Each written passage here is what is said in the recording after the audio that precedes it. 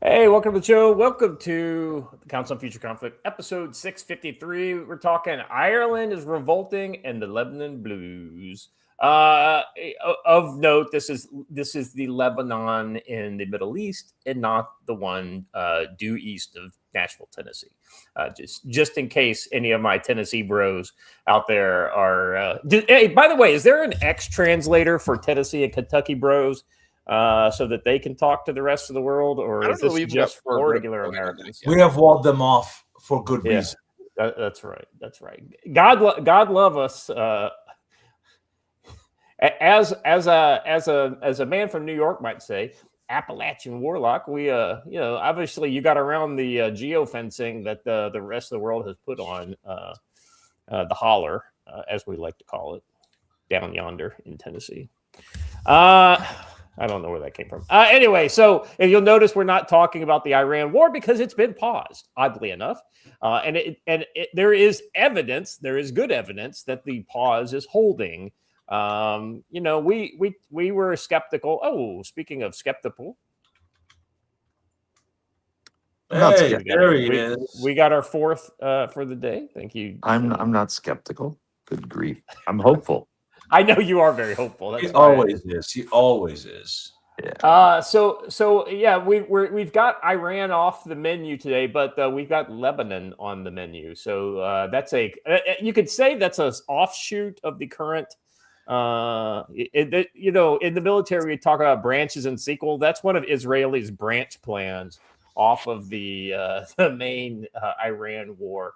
It's kind of like, when you go to war with the biggest military in the Middle East, nobody's going to notice you bombing the largest terrorist organization in a completely different country. And for the most part, that's true.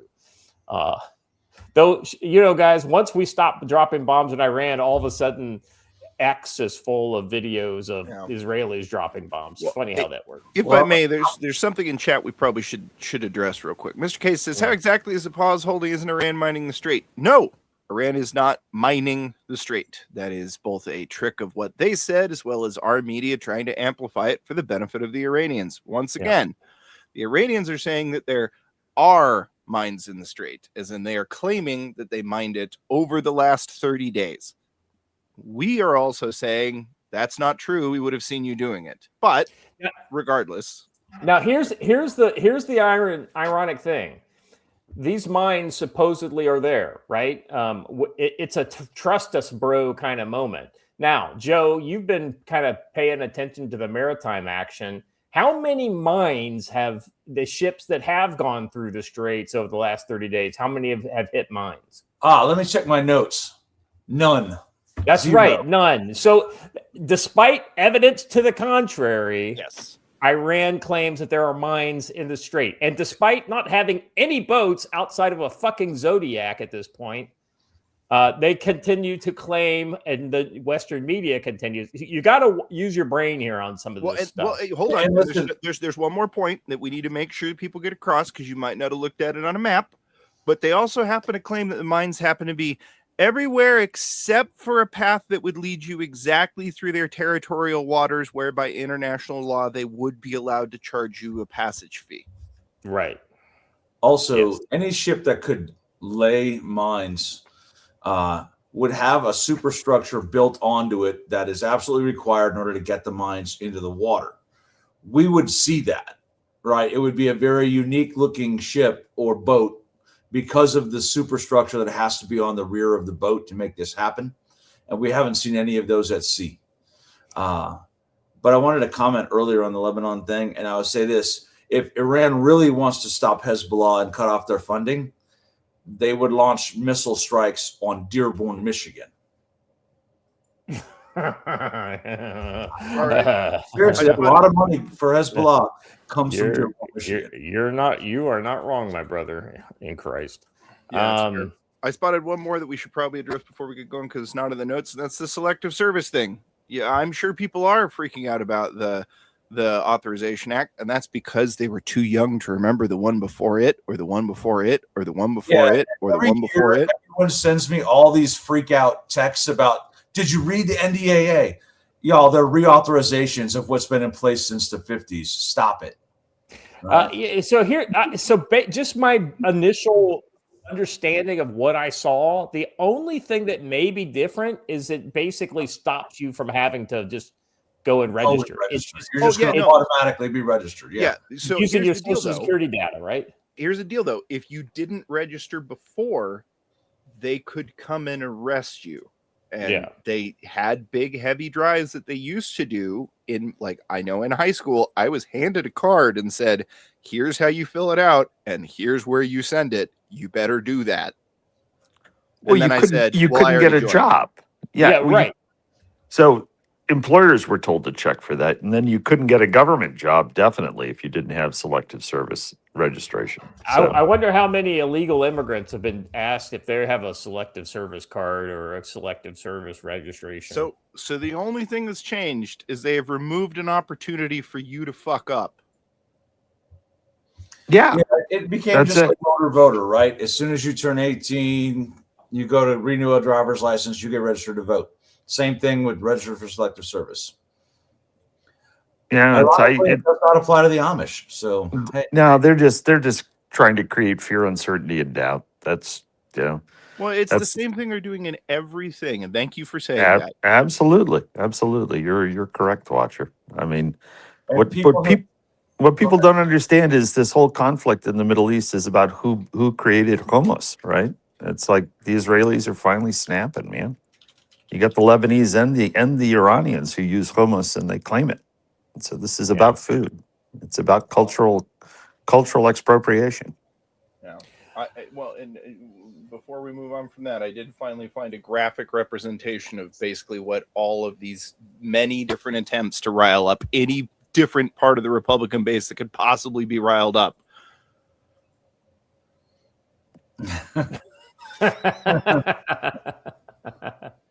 Yeah, listen, there's been a registration for the draft since the 50s.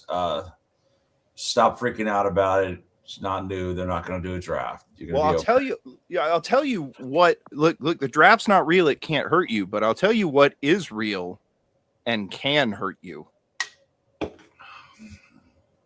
Yes. Oh my God. Oh, hold on. I forgot. I need to share it with audio. By the way, this is not AI. We are not making this up. This is somebody who is fucking serious as a heart attack. And a Canadian government official. Yeah. Yes. Deal with the ongoing genocide of MMIW G2SLGBTQIA+. Wait. I need that again. Genocide of MMIW G2SLGBTQIA+. No. One more time. Genocide of MMIW G2SLGBTQIA+. Anybody in the chat that can put that down without referring to it, we'll give you something for free. Hold on. I think this is a shit test. I think that this is one of those things that little girls do on the nurse on the playground when they're like doing the patty cake thing, and they're like, right. No, seriously. Ongoing genocide of MMIW G2SLGBTQIA+. That's what that is. So, it's a ritual. It's a ritual. Ironically, she's the first part is missing and murdered Indigenous women, right? Yep. And she made the implication that it's anyone other than Indigenous people who are causing them to die and all that. Indigenous women go missing all across North America, right? From the reservation. Well, who lives on the reservation? So then who's most likely to be at fault for this? I'm just throwing it out there. Like every other cultural group in America, you're more likely to be killed by an in-culture person. Well, that's except for one culture, but we're not allowed to talk about that. I would say actually significantly less likely because, hey, do you know who does not generally go on the res famously for any reason? All of us. Yeah. I have to pass through the res going to one place that I go regularly, but it's always depressing. So, can we refer her for maid treatment? Yeah. Right. If there's ever anyone who needed the maid intervention, there it is. Well, gentlemen, that is so the new way to express this is seek Canadian health care. Yeah. Yeah. Yes, All that right. is the answer to LMNOGQLFPL exclamation point. I liked my joke. I thought it was good. LMNOPQRSTU. Oh no! See, I was agreeing with you. No. But yeah, this is the solution to that. Shut the fuck up. It's like So- you laugh and then you like. Go ahead. So Joe. have you guys gotten to the fact that Rosie O'Donnell has destroyed Ireland? Have you? No. We'll get there. That's actually the main topic. Yeah, the main topic today is Ireland, and I do not have on my bingo card Rosie O'Donnell causing the The uprising. collapse. Yeah. Oh the no! uprising. But here's the thing: when you get to the bottom of what it is the most Irish thing I have ever heard in my life. Yeah, I'm loving it. All right, Joe, how you doing today, brother? You know what? It's not bad. I'm on the way to the hospital after this to go visit Alan, who is on the mend, harassing nurses, chasing them around the hotel, the hospital, and all of that. And I'm giving his wonderful wife a much needed break from having to sit around and listen to him all day. So that's good. Yogi and I spent the whole day yesterday doing some heavy lifting, getting ready for the events this summer, cleaning up the camp and making it great for everyone who's coming out here. For those who don't know, it's not that the camp is dirty or nasty. It's that we've had a couple of massive windstorms that have caused rather extensive damage to the camp. So we're out sawing up trees and moving logs and creating new paths and trails and setting up new fire pits. It's going to be a great time. And rumor has it that if you are here around meal times, you could probably run into old Hong Kong at the camp. So, Woo! Yeah, my one skill is eating. hey, listen, man, I'm glad you have that skill. It's outstanding when you show up out of the blue with some. He doesn't just show up like with, hey guys, how about burgers and brats? He's like, I've got some mahi in this special seasoning I made, or I got a pork loin that I've been marinating for 3 days. And we're like, yes. Yeah, man. always be nice. Always be nice to your friends. That's what There it we comes go. down to. That's a lesson we can teach Rosie. Hey, remember, keep in mind, Matt will be out here June 12th to the 17th. So, Cool. Mr. Old Hong Kong, how you doing today? Hey, we're good. We're good. Back from a road trip and all happy, and so got what I needed done, and visited our nation's capital and banged on doors and did all the things I had to do. Saw some good friends of ours. And, Hey, I heard a rumor that you ran into a former CFC staff member there. So it was good to see, and ate a steak and saw a lot of old contacts and told them what I was up to, which was important. And now I can progress what I'm doing much more happily and with more fluidity. And I don't have to remain flaccid anymore, which irritates the hell out of Dolio. So I'm well past Nobody the likes flaccid that. stage of planning. But all good. So it was a good trip, and it was nice to see some friends. And again, I'm hopeful in our nation's capital. Most people are a little worked up, but most people are sanguine to the challenges and still at the helm and doing their best. And this is a very large strategic shift in the world, if you're not noticing it. And the argument that it is uncorrelated with any strategy are lies. So I'm, more hopeful now. Let's put it that way. Yeah. It may not be 4D chess, but it is solid kind of strategic direction. Unapologetic. And the part that's Yeah. got everybody agitated is it's unapologetic, and it was done by the United States for the benefit of the United States and our allies, and the allies will figure that out one day after they get off their "we're emotionally hurt" routine. Well, I have to say, you're saying it's not 4D chess, but I have to say, if you're telling me that he didn't decide to do all of this in sequence, which took quite a bit of chess planning, and then immediately give the Europeans a global place on the stage to do exactly what he has been saying they've been doing since the 80s. in such a way that it pisses off the American public so much that the American public is calling for the end of NATO, I'm going to call you crazy, because that was an excellent 4D chess move. Put down the Kool-Aid glass for just the duration of the show. Okay? It's okay. It's not 4D chess. Come on okay. now. But here's the thing, right? 4D chess is some sort of magic that he's doing inside his own brain that just jumps full forward. Like, that's not what this is. This is solid, pro-American, like America first, strategic, and it's whole of government is what I'm seeing. Now, that being said, not all the government's fucking working as well as it should be, but it is a work in progress, and I accept where we are. And the fact that, but you hit the nail on the head. The fact that we are talking about exiting NATO and people aren't losing their minds over it. I mean, some people are losing their mind over it, but not like anybody of any significance. It's not like a voter issue.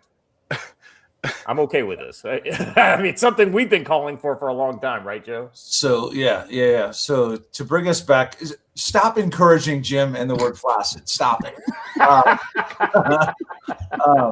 So speaking of flaccid, like BMW owners everywhere, as I understand it, you returned from a road trip and immediately had to take your car for service. So that's it, man. That's it. That's the stiff punishment. That's the stiff punishment for exiting the prior phase.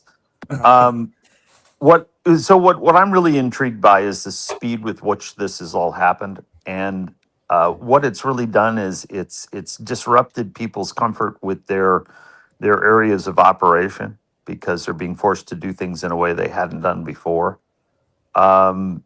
I mean, it's interesting that the Israelis went after Hezbollah so aggressively in the last 48 hours.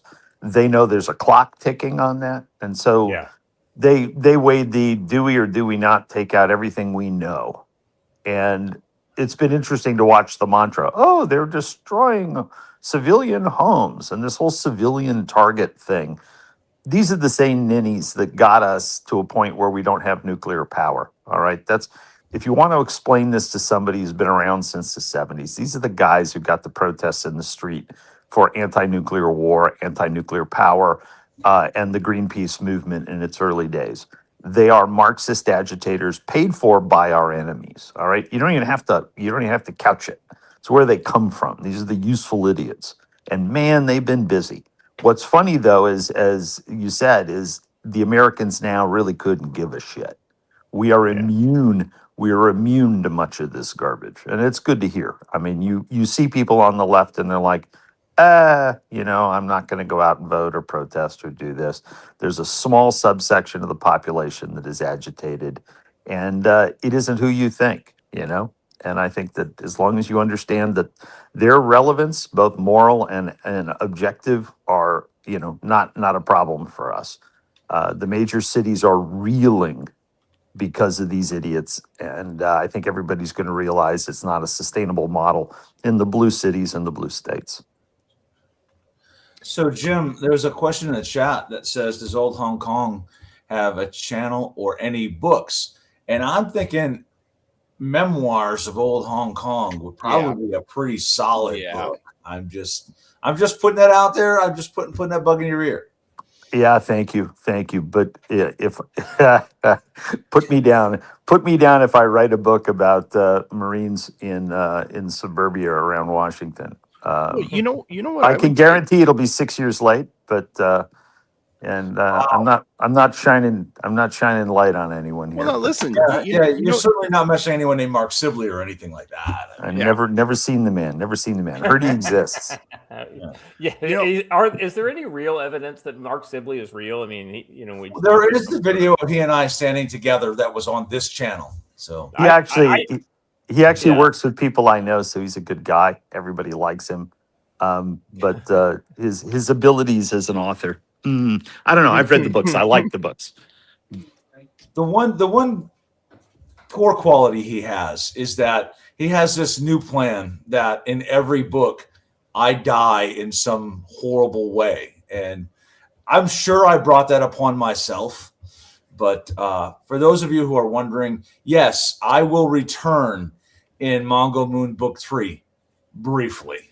Only long enough to die again. Yeah, but he gets resurrected as a golden retriever. So the whole storyline is different, right? He doesn't even come back as a fighting dog. He comes back as a golden retriever. Not even true. I guarantee you there will be gratuitous bayoneting. But then yeah, the next time you see me, exactly. There's going to be gratuitous bayoneting. Can he hear me, I wonder? Jim, before we move on, I do have one thing that I would say would be like you'd be perfectly suited for, and I would read the book from you in a heartbeat, which is like an entrepreneur's travel guide to Asia. Ah, okay. Well, I may one day get stupid enough to write a book, but I would much rather have conversations with my friends from this show and share with them any wisdom that they may glean from whatever my experiences are. Because I don't identify much of it as wisdom. I identify it as just having been there and done silly shit. So if you guys can glean nuggets, I love it. So moving on. Watcher, how you doing today? Pretty good. I'll be very brief. Somebody did a 2 weeks after being on Japanese X, and yeah. You know, I love the exchanges you're having with Japanese. Yeah, it's actually cool. I don't know that Watcher is the appropriate cultural ambassador for the United States, but he is. He's filling the role. He's the cultural ambassador from the Nephilim to the Japanese. No, exactly. So no, if I was so this is great, right? If I was going to create a manga story of an LDS guy, it would be Watcher, right? No, and so it's like, yeah, exactly, man. You know, you're on your way to temple. The kids kept you up. It was a rough one, but gotta go because it's who I am. And the Japanese would respond with the salary man getting on the subway to go to work, hungover and feeling pain. And so I think this is an interesting cultural bridge you're building, young man. I've enjoyed it. Let's put it this way. I've been lurking in the background. The best thing to come out of it in the last 24 hours is the revelation that my adopted daughter-in-law, Watcher's wife, has a Twitter or has an X account, and we're gonna have to clean it up because she's a great gal, and I don't want to scare her off for poor Watcher. So you know what? And I'll tell you what, I would actually appreciate one thing. Let me give you her account real quick. I'll put it up. I don't usually do this, but we did start to have incidents yesterday where she caught her very first side of the negative part of Twitter. And boy, would I love it if she just had some Guardian Crusader Protector followers that they were there to, you know, show up and make sure people have some manners. Listen, she is the only woman on the planet who has ever convinced me that I should put a pineapple pizza in my car. I told everyone else I was absolutely not picking up those pizzas, and she said, "But it's for the kids." And I was like, "Fine." Right, damn it. You know, so while I you know, you may not want to advertise her at, you know, if you go to Watcher's account and you look for the post that you just saw on the screen, you will find her at. And you can give her a follow and just say that you heard about her from the show. Account yesterday, whether she wanted me to or not. So, so somebody asked Potato Patches soon. Thanks for the $2. Soon-ish. So I was ready to move forward with them, and I actually got sent a bunch of designs on the ones that I made. And then I had a bunch of really artistic friends that were like, "Hey man, can you just give us like a couple of days? Because like I have my own version of the patch I'd like to submit, and then maybe we could let people vote on which one they like best." Yeah, so, can you show us some of the different versions? I think a lot of people in the chat may not be aware of this. So the top voted version right now, let me look through my archive. The top voted version is probably this one. And I agree it's got a dynamism that the other ones lack. Wait, why is that not showing? Hold on. Because you're sharing another screen. There you go. Oh, yeah. I was sharing just a specific tab. That's why. Yeah. All right. Yeah, this is the one I voted for. that's actually pretty cool. I actually like that one.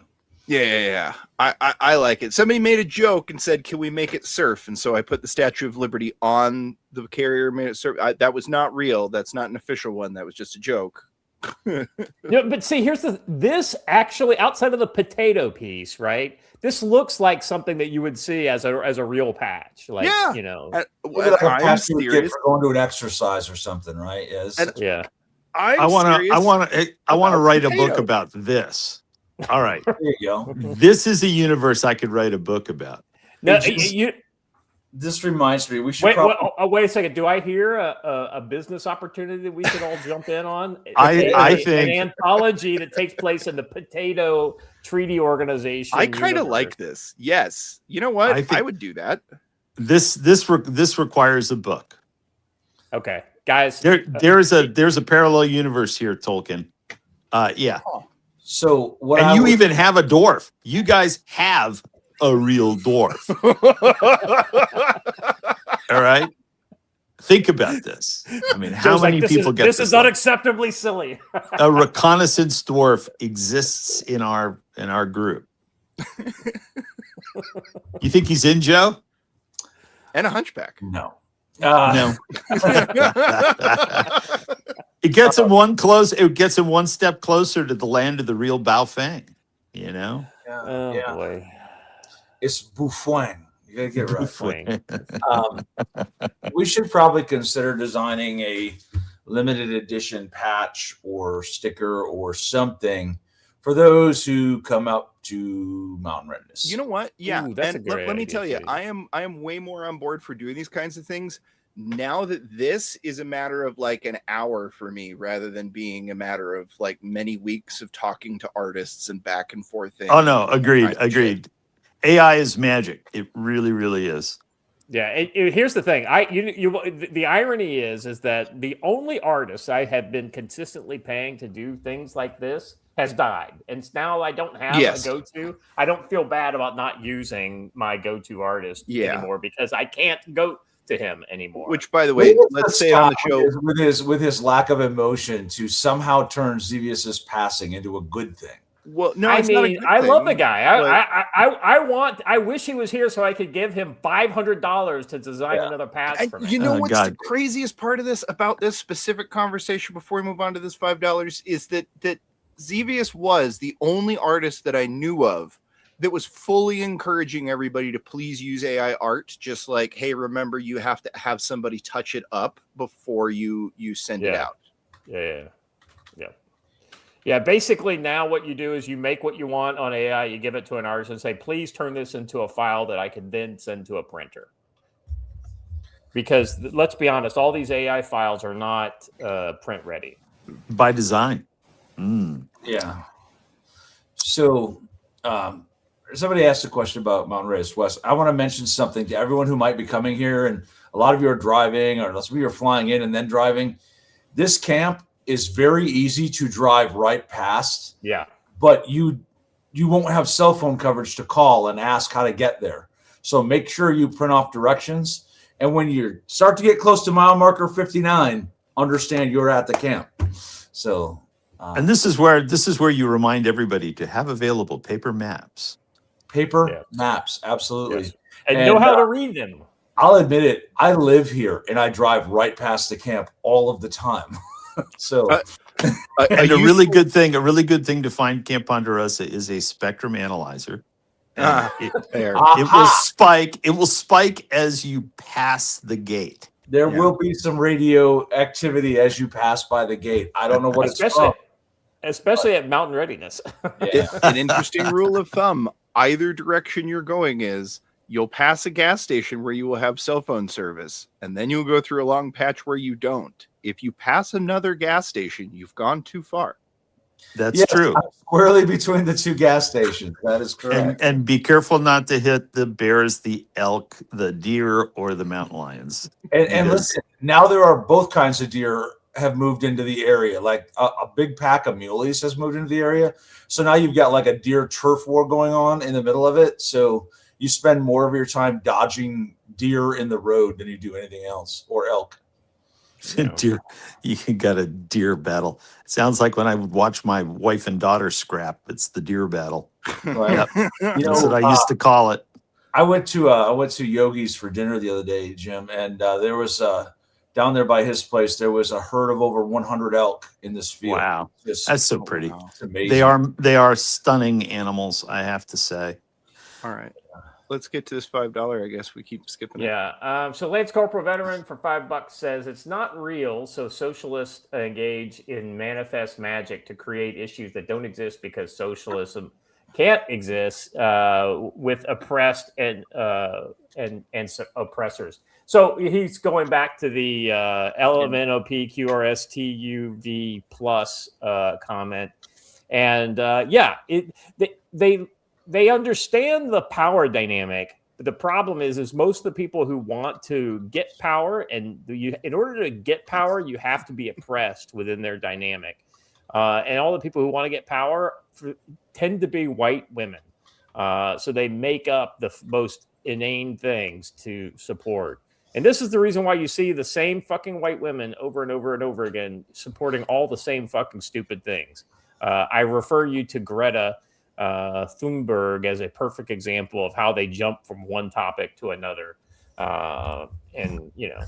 Oh, no, she's creating the classic gotcha moment. So she's created an unknowable acronym that she and her sisters will stand around the cauldron and follow and chant.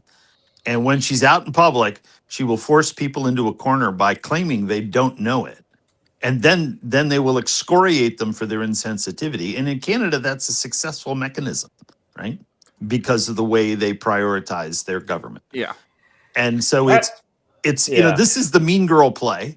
And we're seeing it everywhere. We're seeing it in the state of Virginia, where you've got this leftist who took over saying she was a moderate. You're seeing it in LA, where everybody's going, oh my God, we have fraud. And they're all racing around arresting the small players, not the big players. Well, yeah. Did you hear the guy from the California Justice Department that said, "Welcome to the party. We've been doing this since 1979." And I'm like, oh no, wow, it's such a racket. And you have now proven that you are so fucking incompetent that you do need them to come in. No, they're in on things. Oh, no, they're taking the whole economy. Yeah. So as we talked about a month ago, these cities are floating on fraud money, right? It's the only way you keep these blue cities alive. And I had a little chance to walk around Washington between meetings. And my observation to somebody who'd lived there for 30 years, I said, the whole place is disabled. There were more disabled people on the streets in downtown. And I'm not talking homeless people. I'm talking disabled people. The city is clearly underwriting much of the population that live there full time now. And there are the haves. The homes are more beautiful, better finished than I've seen them in a long time. The streets are very clean and safe. But what I noticed was the number of disabled people in the community walking the streets during the day, during the business day. Every time I went into a restaurant or coffee shop, they were there. So there's something about these cities and their programs from Medicare, Medicaid et al. That are underwriting the whole economy of the place. And I know we talked about this about a month ago, but I'm beginning to see even more and more now that I'm watching closer. Without these programs, these cities don't work. They've just gone way out over their skis. I mean, the volume of this in California is billions and billions and billions of dollars. Well, the irony is they've become so reliant on the grift, right? It's 100%. And without the grift, the entire fucking structure collapses. Because it's a Ponzi scheme. That's my prognostication. And so what they're waiting for is the Congress to turn over, and then they can take their tin cups up on Capitol Hill and try to get money to bail themselves back out or undo the enforcement rules that have been put on the programs. Holy shit, I didn't see this. This is Hey, somebody said that the directions to Camp Ponderosa sound like the directions to Jerusalem from the Kingdom of Heaven, where they said, go to where the men speak Italian, then go till they speak something else. It's the same way here. Go to where the men speak like Canadians, then continue south till they stop. Then you're at the camp. So this is not part of the other. We have not got. Believe it or not, we're 36 minutes in the show. We haven't got to the first odds and ends yet.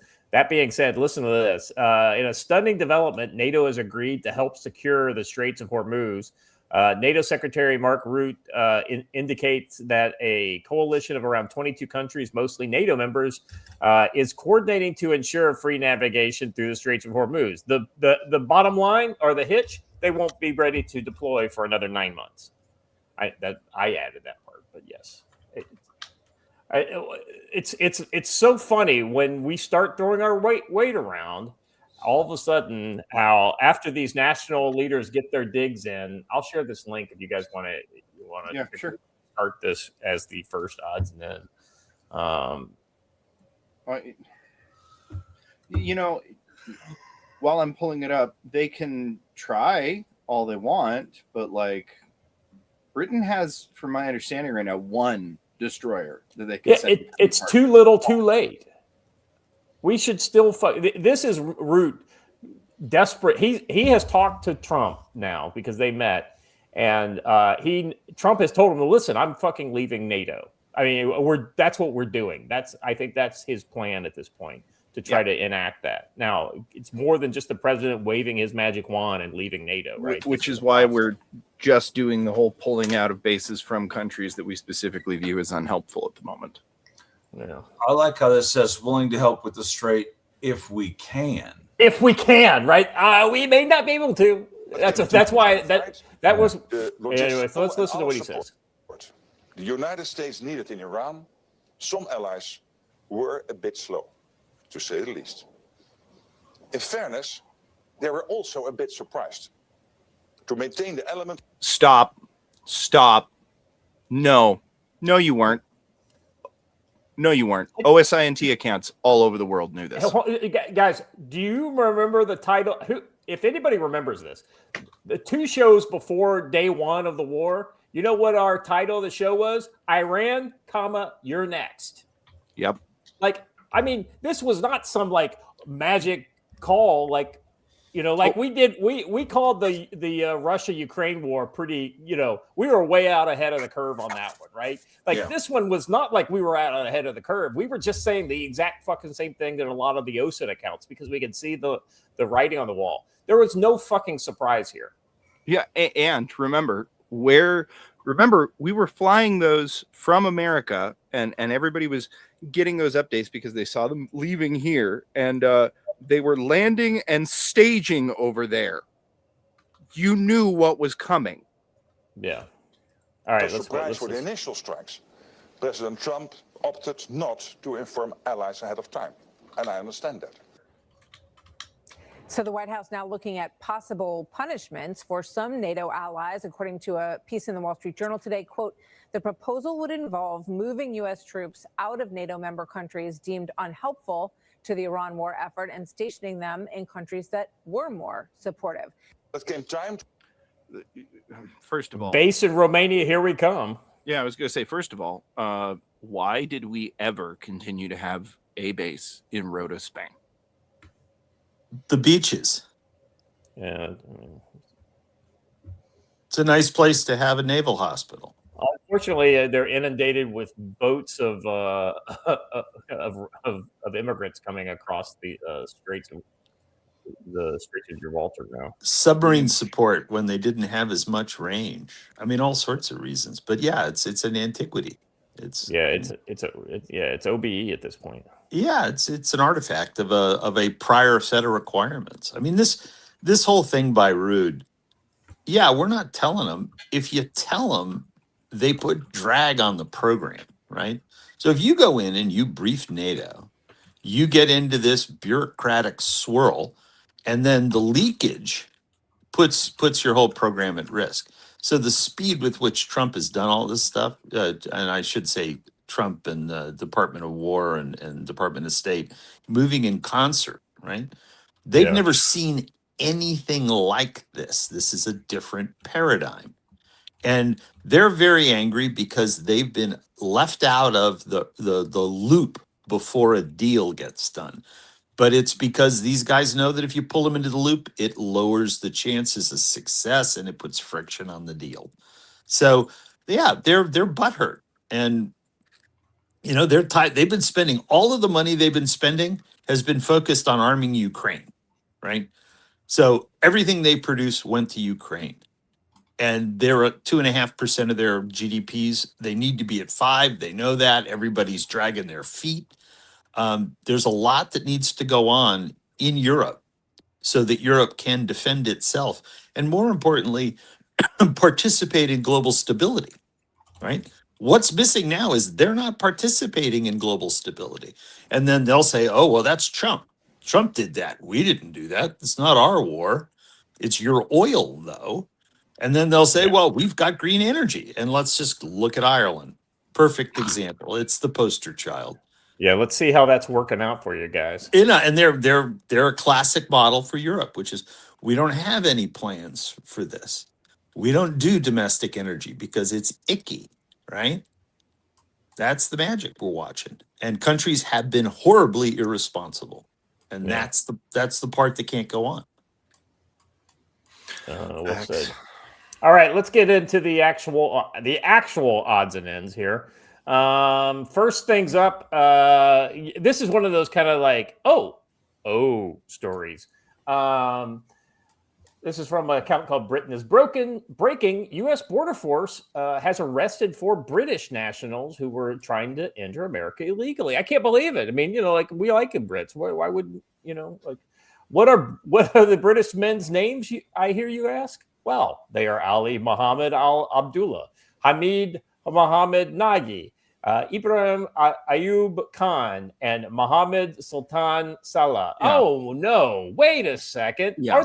I thought those were Florida men. And when you really start to think about it, you go, hey, wait a minute.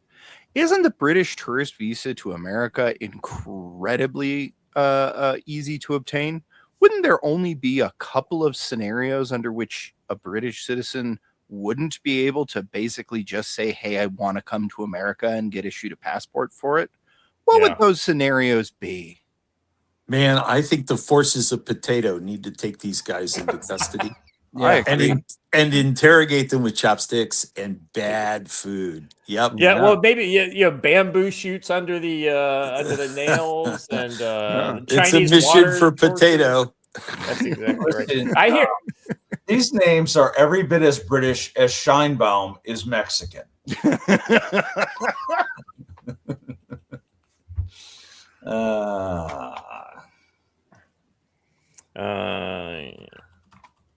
Yeah, this is just one of those kind of things where I hate to say that we told you so, but we told you so. I mean, this is exactly what you're going to get. The UK at some point in the near future will be the largest exporter of radical Islamic terror in the world. Yeah, I do have one hopeful update for that one, which is for a long time I've been very concerned that we were about to see a nuclear armed caliphate.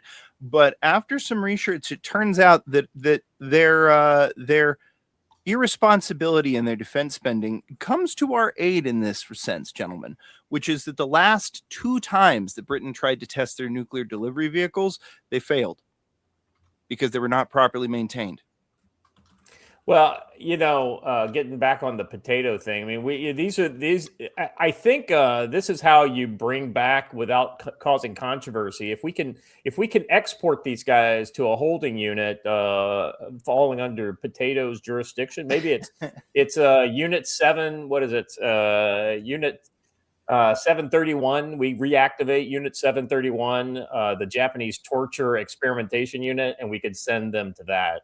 But this time, the torture and experimentation would all be related to forcing them to watch anime and things like that. So bacon.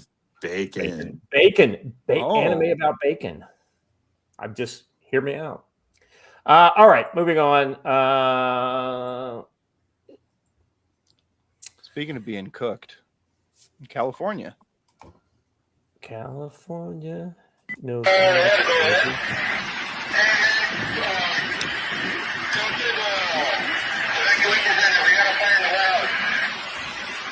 Yep. Disgruntled employee. should have paid us enough to fucking live. You know, we may not get paid enough to fucking live, but these bitches dirt cheap. All you had to do was pay us enough to live. All you had to do was pay us enough to fucking live. Hey, shitbag communist, you make more than most people for doing a warehouse job because your government mandates you make that much. Your problem isn't how much your government pays you. Your problem is the fact that your centrally planned shit-stained government fucked up literally the entire economy to the point where it wouldn't matter if we paid you $1,000 an hour. You still wouldn't be able to afford to live.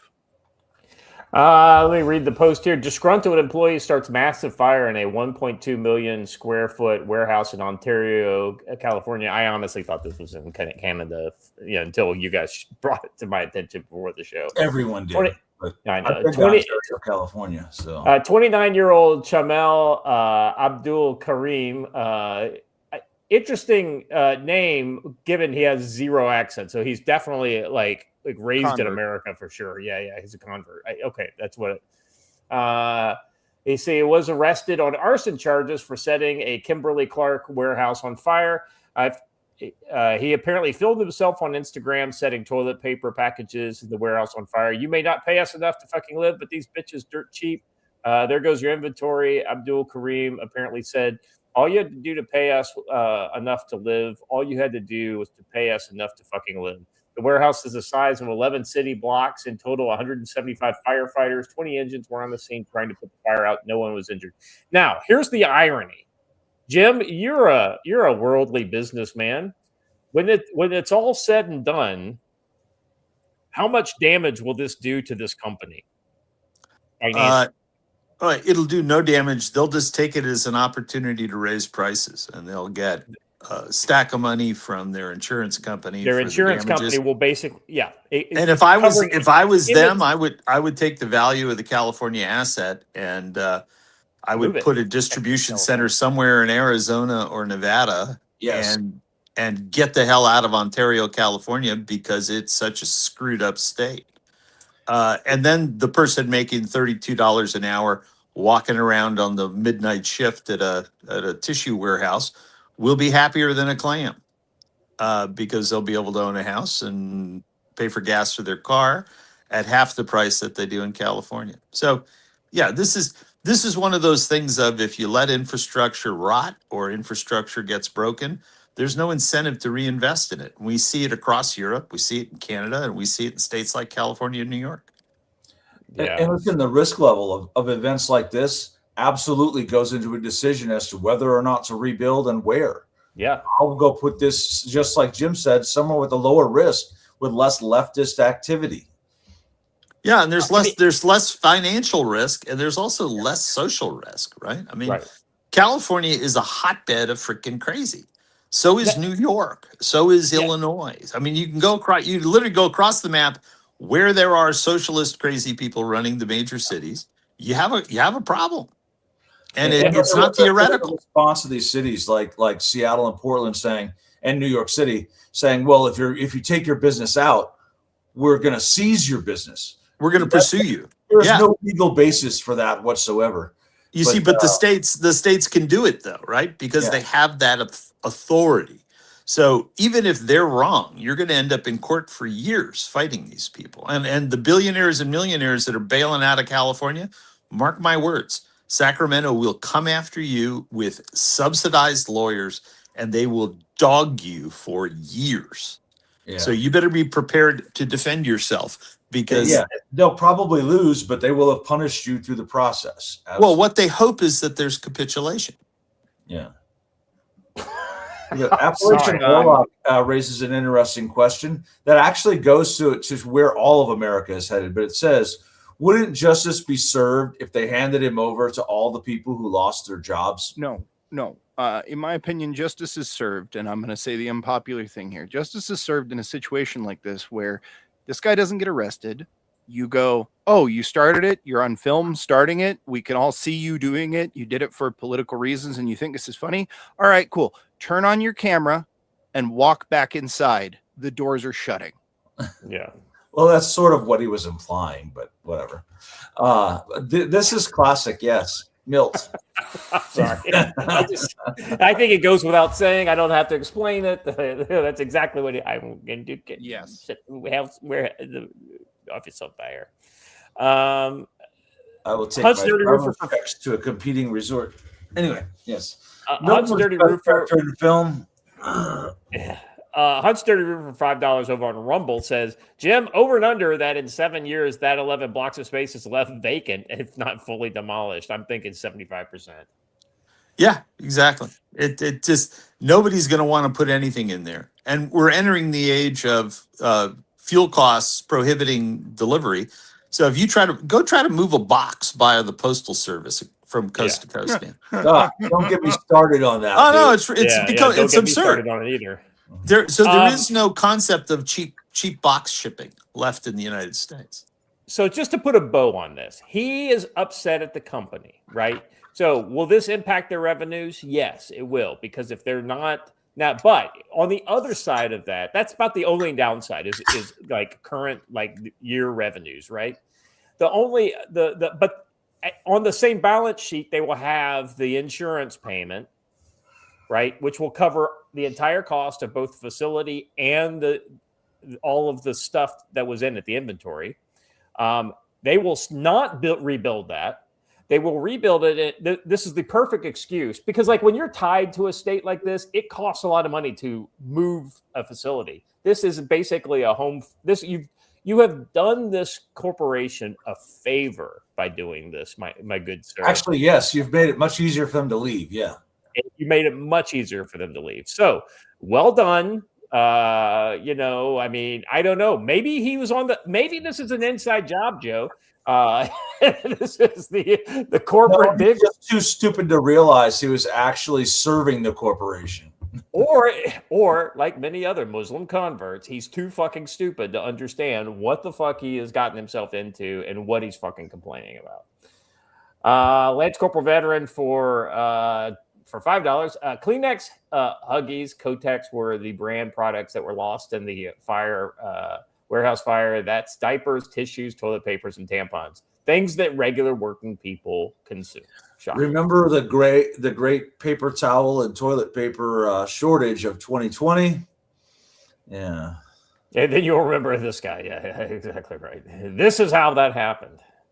Hunch wants everyone to remember that SG Ammo is giving free shipping on any order over $200, and ammo prices are starting to climb. So get on it.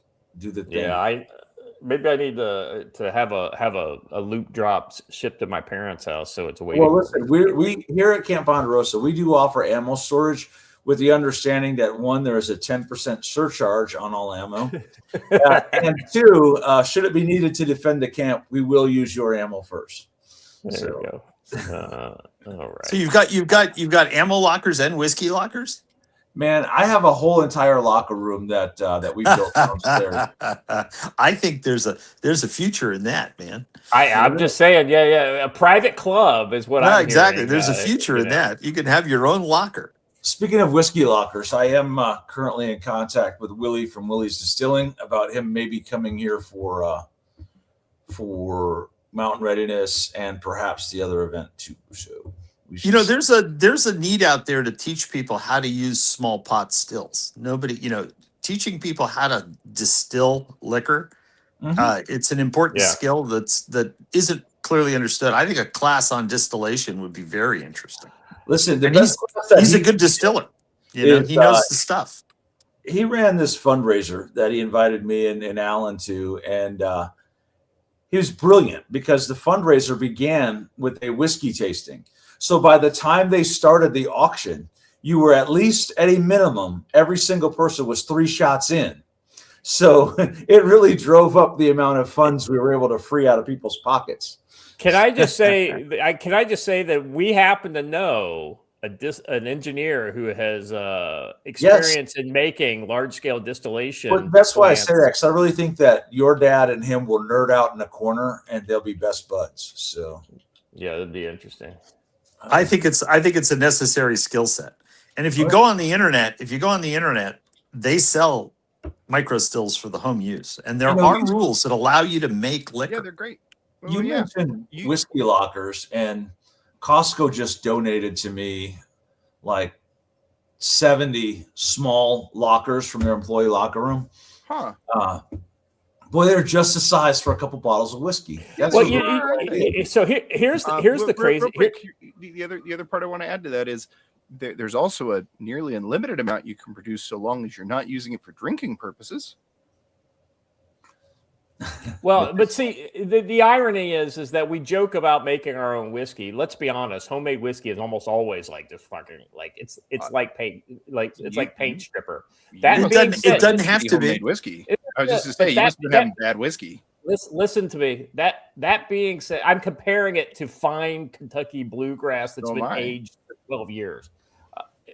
Anyway, Watcher, my point to you is that you what you just said is really important. If you're in a survival situation, being able to distill, like grain alcohol to use for wound cleaning and all kinds of disinfectant needs would be a critical skill and capability. You use it for bones and fuel. Here, drink this. I'm about to pull on your leg. Hey, here's another really important one. Okay. Fuel is super important. And yeah, it's one of the easiest ways to be like, unless you have some chemical knowledge, you're probably not rendering fat to make biodiesel. I'll tell you what you can make though, out of just about anything. Alcohol. Yeah. You can't run it in your small engines without some pretty significant tweaks because it'll corrode the seals. But most big block engines will run it happily. All right, let's move on to the next thing. I like when the show is more like us just chilling and talking, but at the same time, we rarely get to what we intend to talk about when that happens. All right, so this next one is a kind of like a part 2 of the thing that we talked about the other day. Not funny at all, but the one thing that I will say is that this is... We don't need to watch the video because he actually shows. Yeah. I think you should all go and watch this, but it's on X. Find it on X. I don't know that we're going to show this video on YouTube. But that being said, I want to read what he put in here because I think the fact that the president posted the unedited video and drew attention to this, I think this is going to be like one of those kind of like, it tells me where the president's going into the midterms. He's like no holds barred when it comes to showing the effects of Democratic policies. All right, here we go. An illegal alien criminal from Haiti who was released into our country by the worst president in history, crooked Joe Biden, just in case you weren't sure who he was talking about, and radical Democrats in Congress just beat an innocent woman to death with a hammer at a gas station in Florida.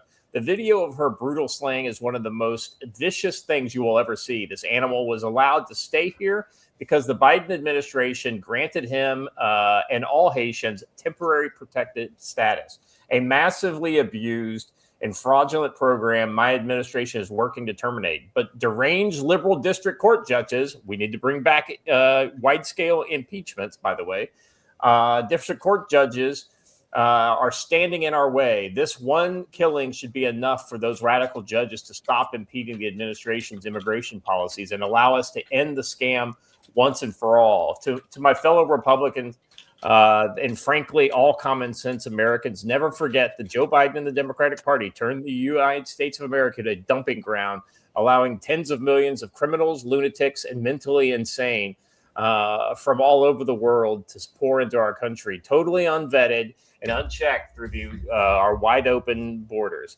As I said all along, if you import the third world, you become the third world.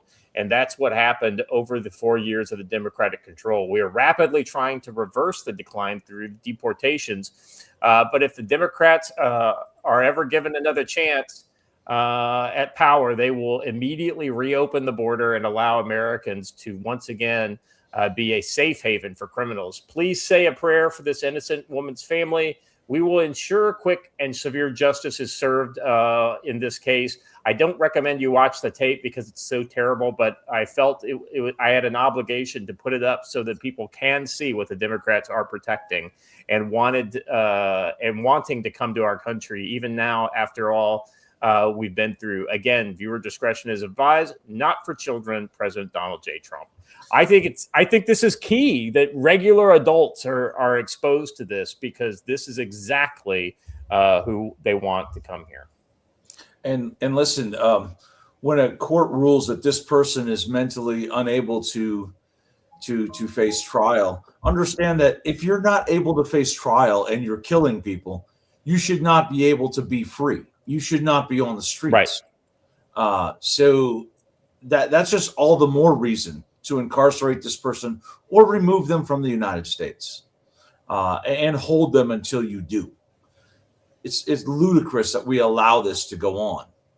Meanwhile, if I install a small little chunk of plastic into a rifle that I use for my own use on this property only, I will go to prison for 25 years. But this guy can kill someone and get released. Yeah. Yep. Watcher Jim, I'll give you guys an opportunity to respond. No, it is a crime that we don't even have proper punishments in the books for what they've done. And the thing that just absolutely eats me is I know that none of them will even get so much as a slap on the wrist. They won't even get so much as a fine. Yeah, you know, importing of crazy people is a bycatch problem with a political strategy the Democrats have put in place in the United States, right? So it was a flood the zone at all costs. And the people who choose to leave countries like Haiti, I mean, Haiti's not even third world. Haiti falls into what I would call fourth and fifth world category. I mean, it's there with places like Mauritania and South Sudan, and there are fewer of them. But for some reason, the liberals like to pick people up from that, and they're the last thing you would ever want to have in the way of an import or an immigrant who would be expected to adapt.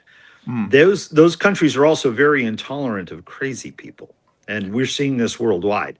Crazy people, they tend to be thrown out of their countries and put on the path of just go to the United States, just leave here. So when you see the arrests being made by ICE, very often ICE will say, well, they're wanted for murder in their home country, or they're wanted for child rape in their own country.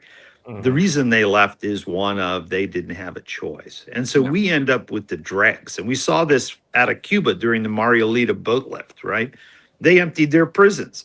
And we heard from the president last year, they're emptying the prisons in Caracas and sending those people to us. That's how you got Tren de Agua. That's how you got the Salvadoran gangs, Matre Salvatrucha. They came here to get away.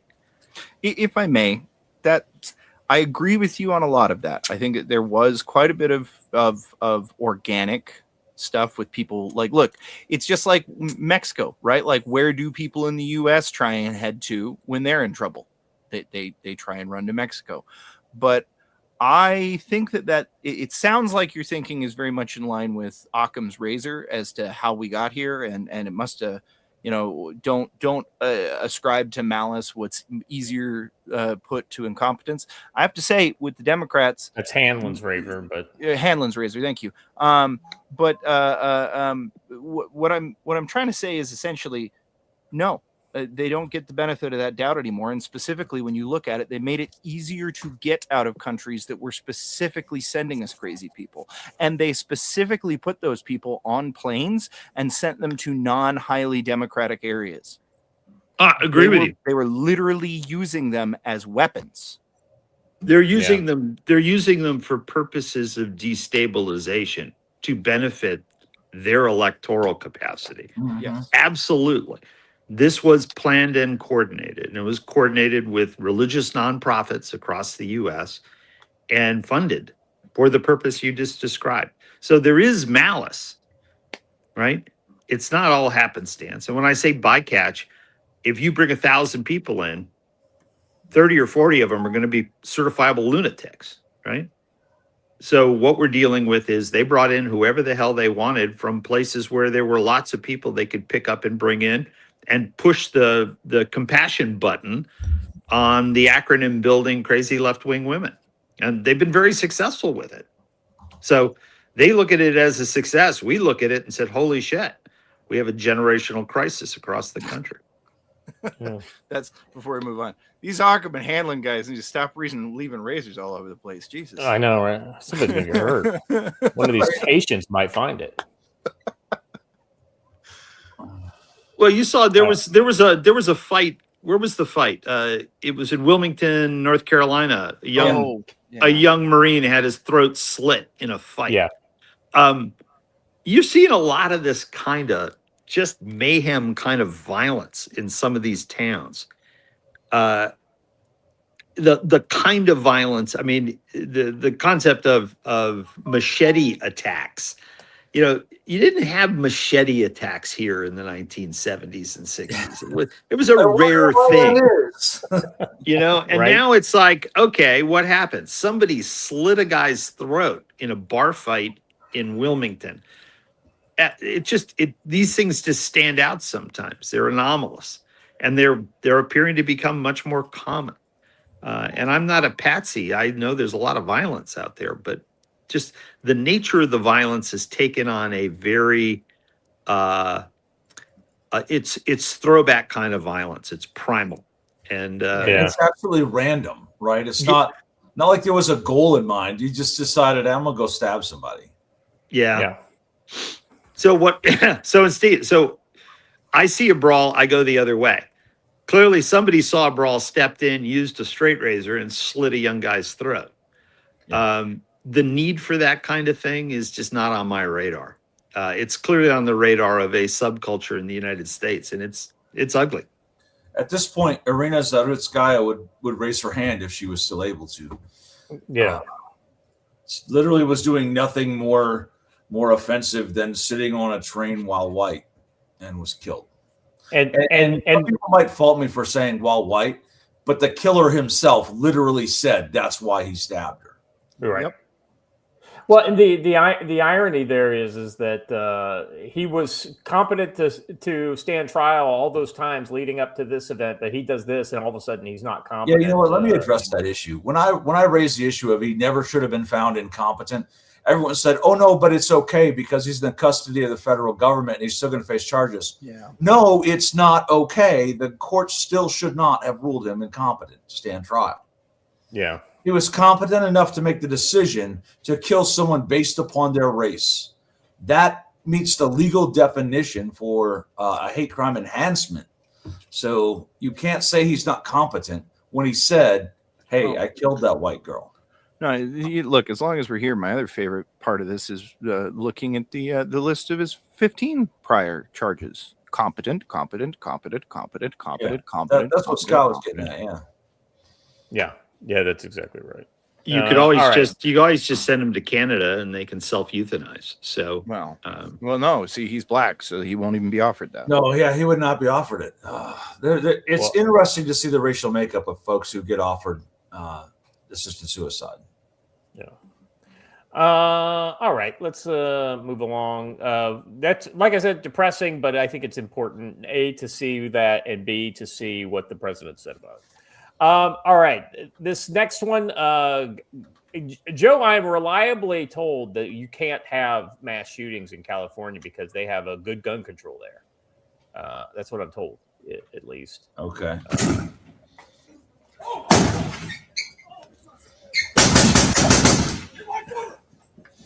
I don't want to, like, you know, it's far.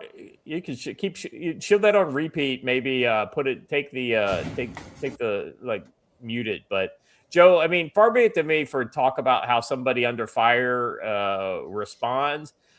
That ain't it right there. Not it. Yeah. That is a fuck this. I'm out of here. Deuces. Like, and you know, let's be. This is a key difference between police officers and soldiers. Right. Okay. Soldiers train to fight against other armed people. Police officers don't, right? They're used, especially in California, they're used to being the force that has guns. We have a monopoly on the use of force. Oh my God, somebody's shooting at us. But I want to point out a bigger issue here, other than the way these guys reacted. This reaction to an eviction stems from the conversation since 2020 from the left saying you shouldn't have to pay rent.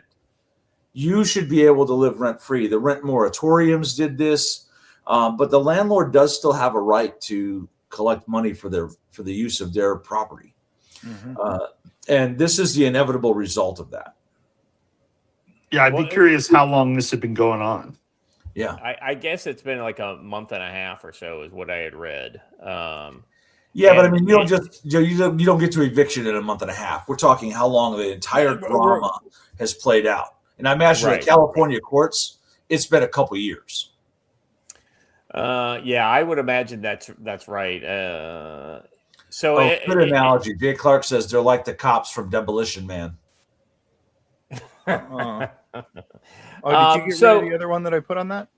No, I didn't get rid of anything. Yeah, we intentionally ran him over. It's the next one. Oh, okay. Never mind. They're blended together. No, shit. No, they're not. 5. There we go. There you go. Look at that. It's literally the next one. Well, yeah, I know. We usually do it part 1, part 2. It's all right. Sharing with audio, although that's not going to help much. Warning. Sorry, everybody. You can kind of sort of hear him, but I think that this particular clip is literally on a cell phone that's probably like 20 feet away, and that's all the audio you get. So hold on a second. Before you play this, the first video was literally like when it was happening, right? Like when the event was, like they just, when it started happening. So that's how it started, and this is how it ended. We intentionally ran him over. Kern County Sheriff's Office. Don't shoot at cops. You shoot at cops, we're going to run you over. He got run over. He got what he deserved. Hell yeah. Yeah, and I guess they ran him over with a Bearcat. I'm curious. I didn't hear exactly how it went down as far as if they went through his front door with the Bearcat or something like that. But yeah, so good news. That guy is dead, and we don't have to worry about him anymore. He's not a good guy. Lance Corporal Veteran for $5 says control burst from a former Marine was barricaded shooting from the house. That guy was a former Marine? I haven't heard anything about it. I haven't either. I saw that he had a Hispanic last name, like Morales or something like that. It's California. Anyway, that's the kind of stuff we're going to start seeing more and more often. Especially, Joe brings up a good point. When you normalize squatting and things like this, eventually, some of these lawbreakers are going to decide that they can take up arms to defend the right that they literally don't have.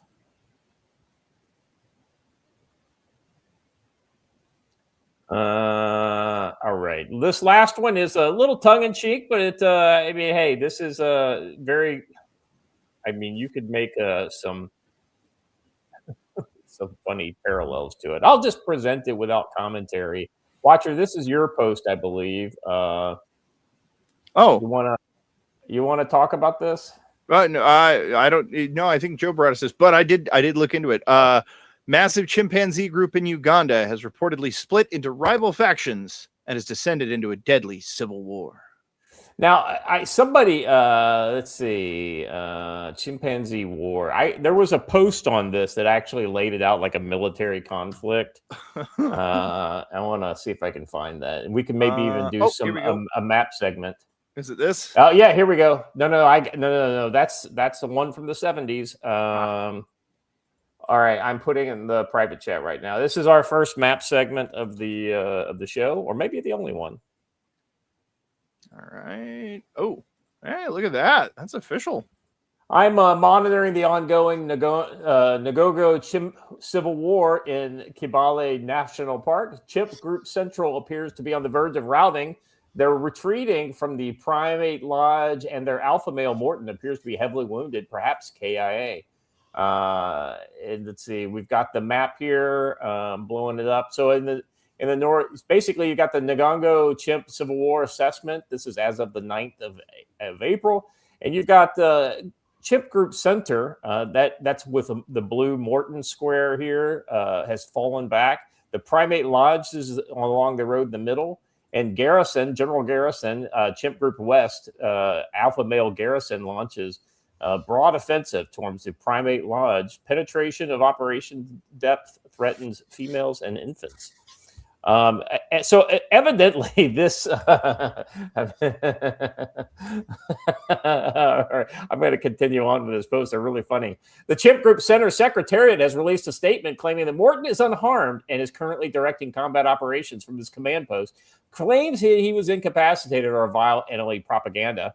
And then we go down further here. Chimp Group Center has scrambled an MLRS via airlift and saturated Garrison's approach columns with heavy rocket fire. Glory to Morton and his fighters.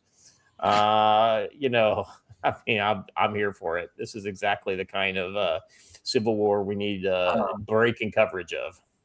There is a PMC group of orangutans that has been hired by one of the two sides. I'm not sure which.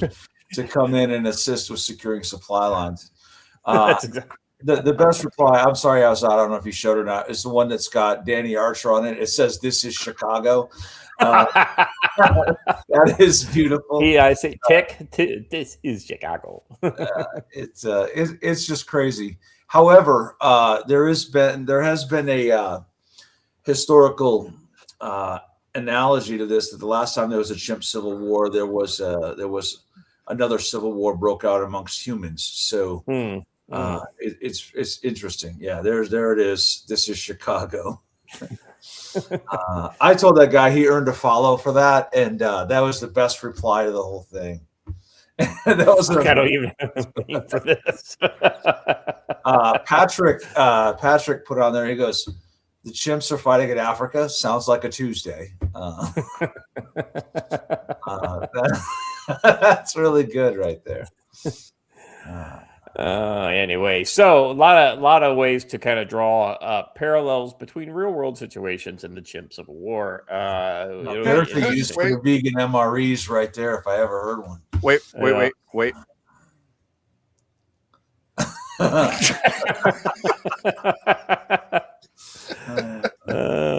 I feel like on our April Fool's show, I wish this had happened then, because we could have literally had the like the Chimpanzee Civil War as the title, like for the screenshot.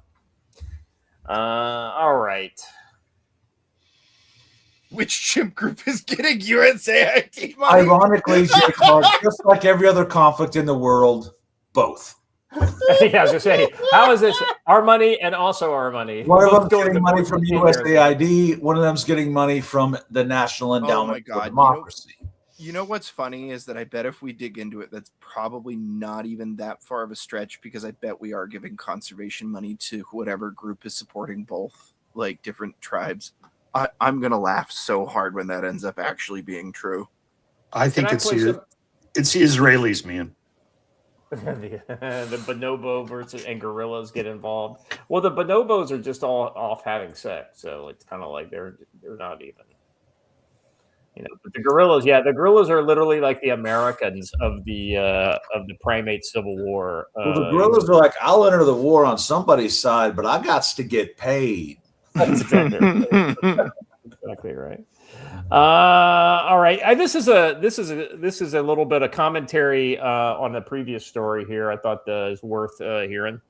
JD, if you spell this word correctly, you will be crowned this year's Scripps National Spelling Bee Champion. The word is Meathwig 2 Slug Buck E+. Can you give me the country of origin, please? Yes, of course. The country of origin is none other than Canada. Can you give me the definition, please? A single word used to describe every minority group ever conceived, including several that are still pending approval. Mish, Wig 2, Slug, Bupku, Ia, E+. Can you use it in a sentence? You are not a member of the Maywig 2 Slug, Buku, Q, Ia plus community, therefore we will not be hiring you for this position. Me wig 2 slug baku ea plus M M I W G 2 S L G B T Q Q I A plus. That is correct. You are this year's National Spelling Bee champion. Congratulations. Did somebody hit that dude in the head with a hammer or something? Or? I know, that was so funny. He just got this like fucking thing in his forehead. What's the movie where the evil people, the oil like comes out of their, like it comes from their, like, I can't remember. There's a movie where that's a thing. Anyway, I can't remember. Nope. Somebody in the chat probably remembers. Is that a tick on his face? All right. Anyway, Joe, tactical-wisdom.com. How's it going? Well, it's not. I wrote this article last week. I'm working on another one. This week has gotten away from me because of the whole Allen thing. So I will get out another installment in the on locals for the book study, and I will get out another article over the weekend. So we'll get that updated. But the part I want everyone to take a look at is the training courses page. It has been updated. It's a little bit easier to read and a little bit easier to pay for multiple classes. Just get on there, pick out a class, come on out. I've changed around some of the classes for June because I wanted to give everybody a chance to take Fieldcraft before they take Kay's Patrolling Concepts class, which Fieldcraft will help you in that. So that's pretty good stuff. I've got a couple combatives classes coming up between now and Mountain Readiness. A lot of good stuff. So check out the schedule, get over there and register for a class and come out and spend some time with us. Fieldcraft is a big one. We got a lot of things going on with that.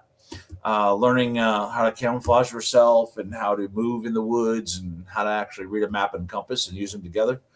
A lot of good things going on. So come on out and take a class. There are some shorter classes, 1 and 2 day classes or half-day classes. Lots of things going on, so you can come and enjoy the Montana Pacific Northwest. I know we're a little far out to call ourselves Pacific Northwest, but it's the closest region we got. I guess it's the Mountain West. Come out and enjoy the Mountain West. And then remember that on July 18th and 19th, we're going to have our friends from War Lizard Tactical here. That class is almost full. There are only a couple slots left. You can take that class, stay all week, and take classes from all of our friends and attend Mountain Readiness, July 24th through the 26th. If you need a campsite for that, give me a call. But if you want to register, use code WISDOM5 at mountainreadiness.com. Save yourself a little bit of money on your tickets and get out here and do it. I'll drop a link for the tickets in the chat here in just a minute. But plan on coming out to that. And if you are one who wants to take a NC Scout class, but you don't want to go all the way to North Carolina, he will be here July 12th to the 17th doing his RTO course and SIGINT course. So a lot of fun stuff. Kay will be doing his Patrolling Concepts course, doing that too, the 12th to the 14th. So a lot of good stuff going on. No, PD, I'm not going to call it Big Sky Country. I'm going to call it the Mountain West because we are more than just Montana. So, and just remember, Big Sky is not Big Sky when there's a shit ton of mountains surrounding you. Yeah, where I live, we are not Big Sky Country. Yeah, Big Sky Country is the other side of the mountains. We are in the almost no sky country because there are so many mountains and trees here. Like seriously, I was going to comment on this earlier. There's no dusk here. It was dark when the show started, and it's fully light now. Dusk here lasts about 4 minutes because it's so much elevation on each side. So it's a good time here. Come hang out with us. Even if you just want to come and camp, call me. We will set you up with a campsite and you can hang out. We have 8 RV slots year round, and I have unlimited tent camping year round. If you just want to come hang out with Tactical Wisdom for the weekend, do it. Can you talk a little bit about July and what the people can expect? Any kind of announcements or guests and things like that? Well, yeah, I just did a call last night with T, the organizer for Mountain Readiness. We've got a lot of great classes and a lot of great people showing up, and we're actually working on some potentially bigger names. But a lot of the more interesting folks who are coming is the tactical rifleman. He's going to be doing a couple of classes. Guerrilla Medical, Recoil Off-Grid Magazine. Oh, cool. Yeah, there's going to be a lot of really cool people there. Tactical Wisdom and the Council on Future Conflict will be here. We'll all be there. Scott and Watcher and I and Jim. I'm sure Jim will be here. He always makes an appearance. Unfortunately for Hunch, I think he made an appearance the one time Hunch was gone. And Watcher, you were gone too, right? When Jim showed up. Right. Or, yeah, I ended up missing him just by a few minutes. Yeah, but he'll be here. There'll be a lot going on, and a lot of names like Alan Key from Survivor, or not Survivor, Alone. Chris Weatherman, Angry American. I'm going to say it again. I say it every year, but he assures me this is the year. Russ Sawyer, the author of the Hanging Creek Chronicles, will be here too. So there's going to be a lot of good people here, a lot of fun stuff. Including my friend Millie from Michigan. Y'all should meet Millie from Michigan. She's outstanding. And Pat Milicic, that's a big name. Pat Milicic, big name in MMA. He will be here, and he'll be teaching some classes. So, going to be a good time. Get out. Yeah, that guy knows a thing or two about fighting. That's for sure. He sure does. He sure does. And so does his girlfriend, who will also be here, Mariah. So there'll be a lot of good people here. It's going to be fun. All right. Let me do the brush beater hit, please. If you can pull that website up, Watcher.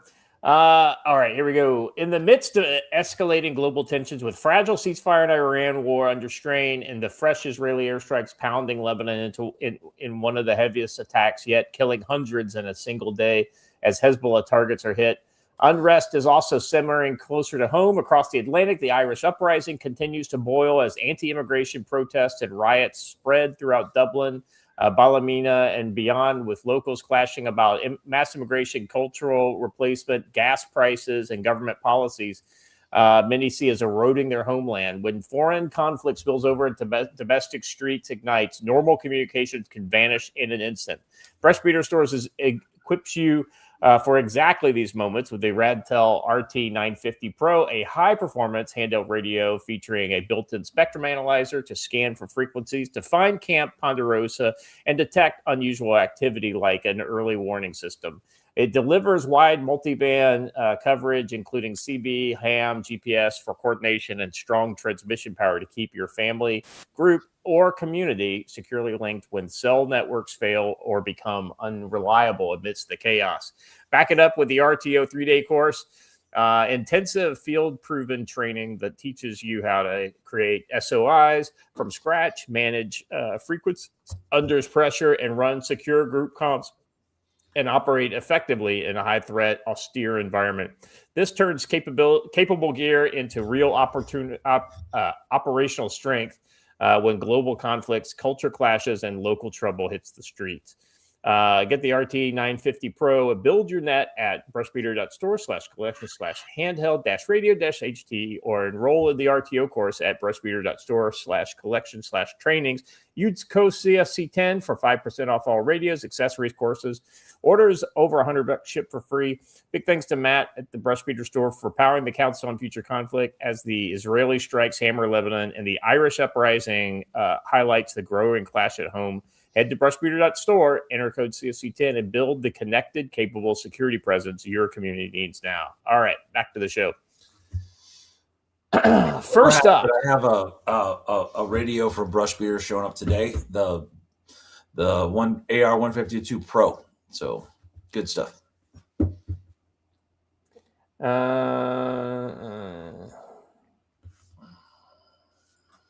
right.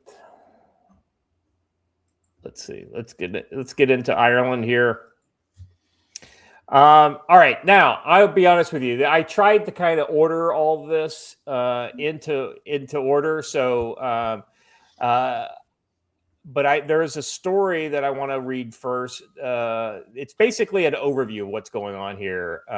So bear with me here. All right, so Ireland, what's going on? Like, I don't know if you guys are like me and you focus on news about conflict and things like this. You're probably seeing a lot of these protests. And uprising and calls for military to clear the streets of tractors and semi trucks, and you're like, what the fuck is going on, right?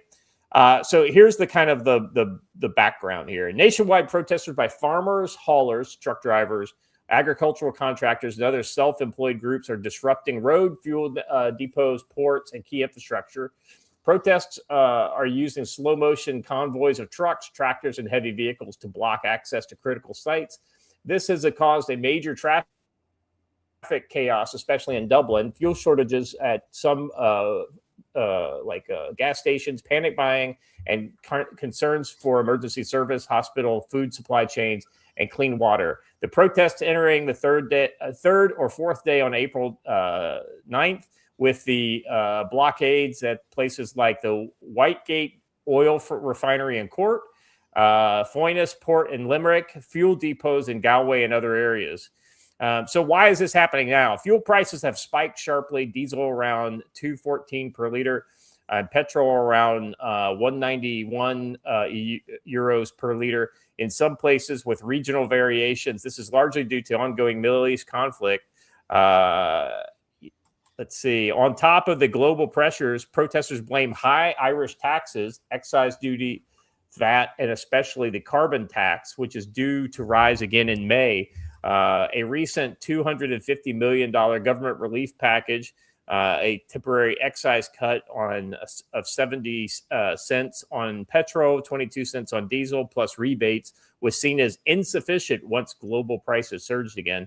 So the main demands are capping fuel prices, suspending or scrapping the carbon tax, direct talks with government figures, and a broader relief for businesses and households. Now, so there's a government response, and then what's the military angle, right? So the government has described the blockades of critical infrastructure as an act of national sabotage and crossing into criminal behavior. Shocking when the leftists do it. It's like this noble thing, but when people who are just self-interested do it, all of a sudden it becomes criminal behavior. They say rule of law must be upheld, and the blockades and ports, refineries harm ordinary people more than they pressure the government. On the 9th, the government requested assistance from defense forces, the Irish Army, under a long-standing aid to the civil power. Protocols, Guardia police remain fully in control of the operation. So that's where we're at. They're currently deadlocked here on the 10th. The situation remains fluid. Some blockages continue. The Army is actively clearing priority sites. Fuel supply issues are worsening in parts of the country. Protesters say that they won't fully stand down until demands are met.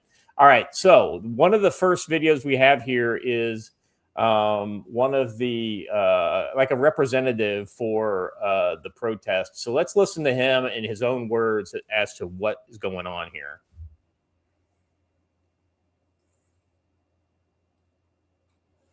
The reference was made earlier to the army coming on the streets. Yeah. Has that inflamed people? Because we're seeing from the reports on the 9 o'clock news tonight that numbers are growing at some of these protests. Well, my answer to the army coming on the streets is we have actually a bigger army. So we're not afraid of the army. We're agricultural plant hire men. The army will not move this protest, and if any vehicle is touched on that protest, there'll be 10 more to replace it immediately. And that's how strong the people on the ground are on this, and it's unbelievable. I can't believe. So what's your advice to protesters if the army try to move them? I can't see it possible because the machines that are parked up cannot physically be removed. All right, James Kagan, thanks for coming into us. The reference was made earlier. He's like, I don't want to say what you're asking me to say. Right. He's basically saying that in Ireland, we're not afraid of the army. If you try to move that vehicle, it's going to be bad on you. Yeah. And if there was any country where I would actually fear a citizen saying this, it's probably Ireland, right? They have a history of handling that. Yeah, it's like I'm going to have to call in some of my Northern Irish cousins, to come and help us out with this. All right, this next one. So I thought that I put this one kind of higher in the order because it just kind of shows you. It's this kind of like a mosaic of different on the street coverage of this. Now, the thing that's really surprised me on this, guys, because a lot of these protests in Europe have been, pretty concentrated on specific areas, but this appears to be fairly massive. Watcher, if you could play the next clip here. Watcher, did we lose Watcher?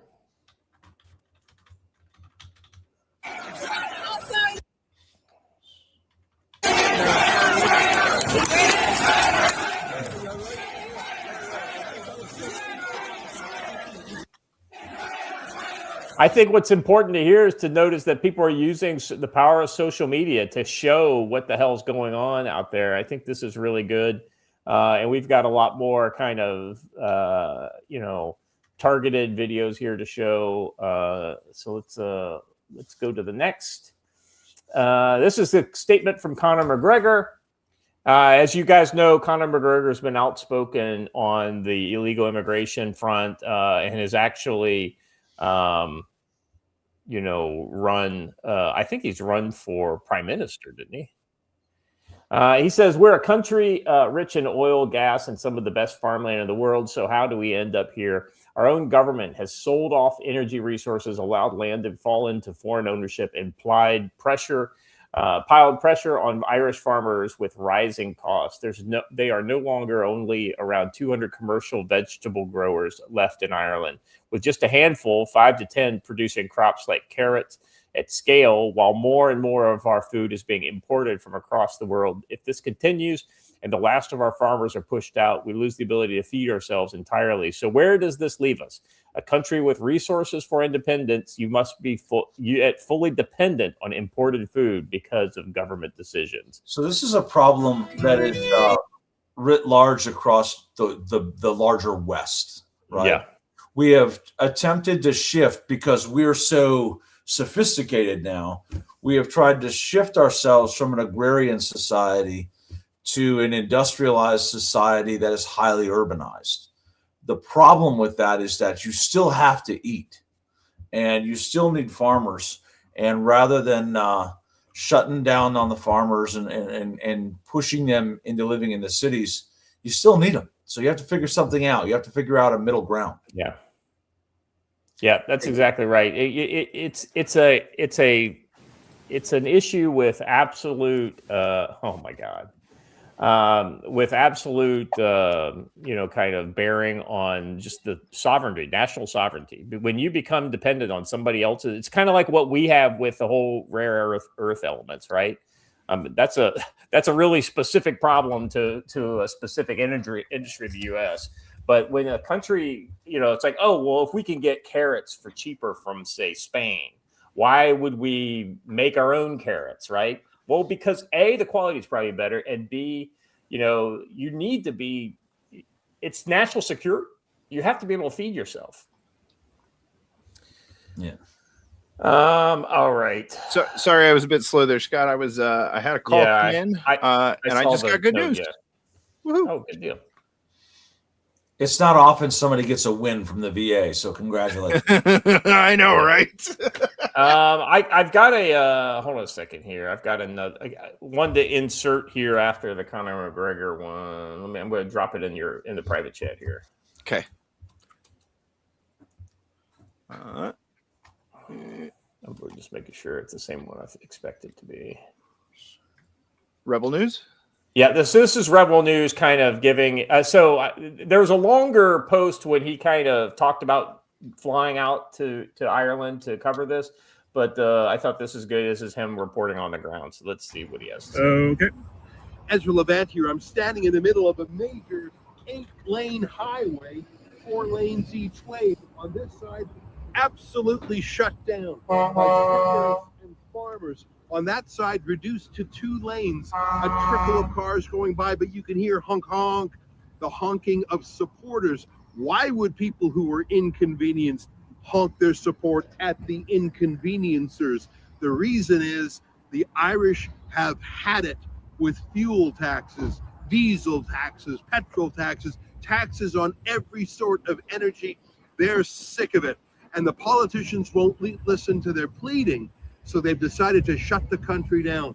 All over Ireland, highways, the heart of the city, Ireland's only refinery, the port. The Irish people have decided they're not going to wait for the politicians. We're here. We flew in just for this from Canada. We took the night flight. We were in the heart of Dublin. Now we're on the way to the refinery where there's a protest and a major police presence. To follow along, go to thetruthaboutirland.com. That's thetruthaboutirland.com. All our videos will be there. So this is a pretty widespread, like I said, this is not like small potatoes. Well, the comment I wanted to make about it is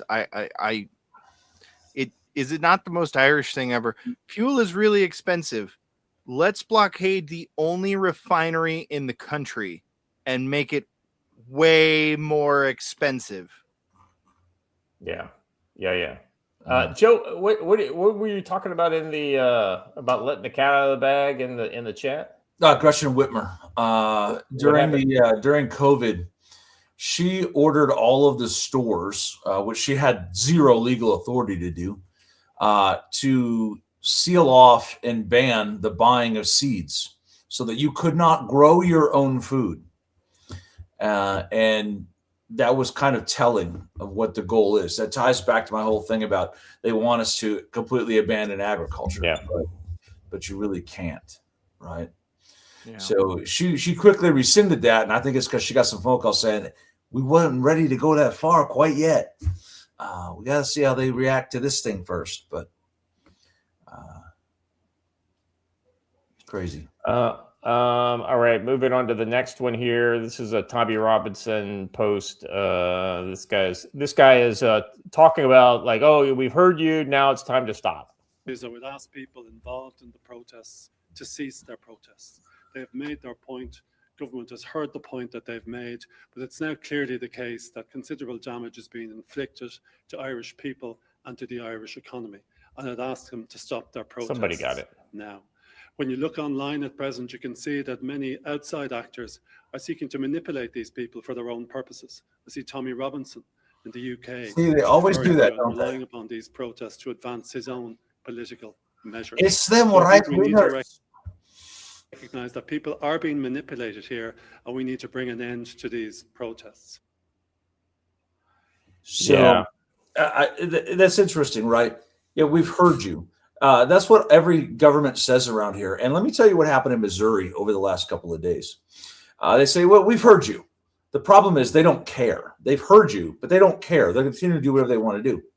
So throughout the country, we've seen mass protests and mass civil discourse by people actually attending city council meetings and things like that, protesting against data centers coming in and forcing residents out. Well, in Missouri, they had one of those where everyone showed up and everyone was opposed to the data centers, and the city council said, okay, we hear you. We don't care. We're doing it anyway. Well, they had an election the day after the city council meeting, and they were all voted out because the people were that upset. And so now they've got to get an entirely new city council and start over. So my point in sharing that story is that it's one thing for them to say, we heard you, but you eventually have to do what the people want. Because as our Constitution, I believe, divinely inspired document says, governments derive their power. I guess this is in the Declaration, not in the Constitution, but in the Declaration of Independence, it says governments derive their power from the consent of the governed. And when you start going against what the governed want, they will revoke that consent. And usually they don't do so in a peaceable and quiet way.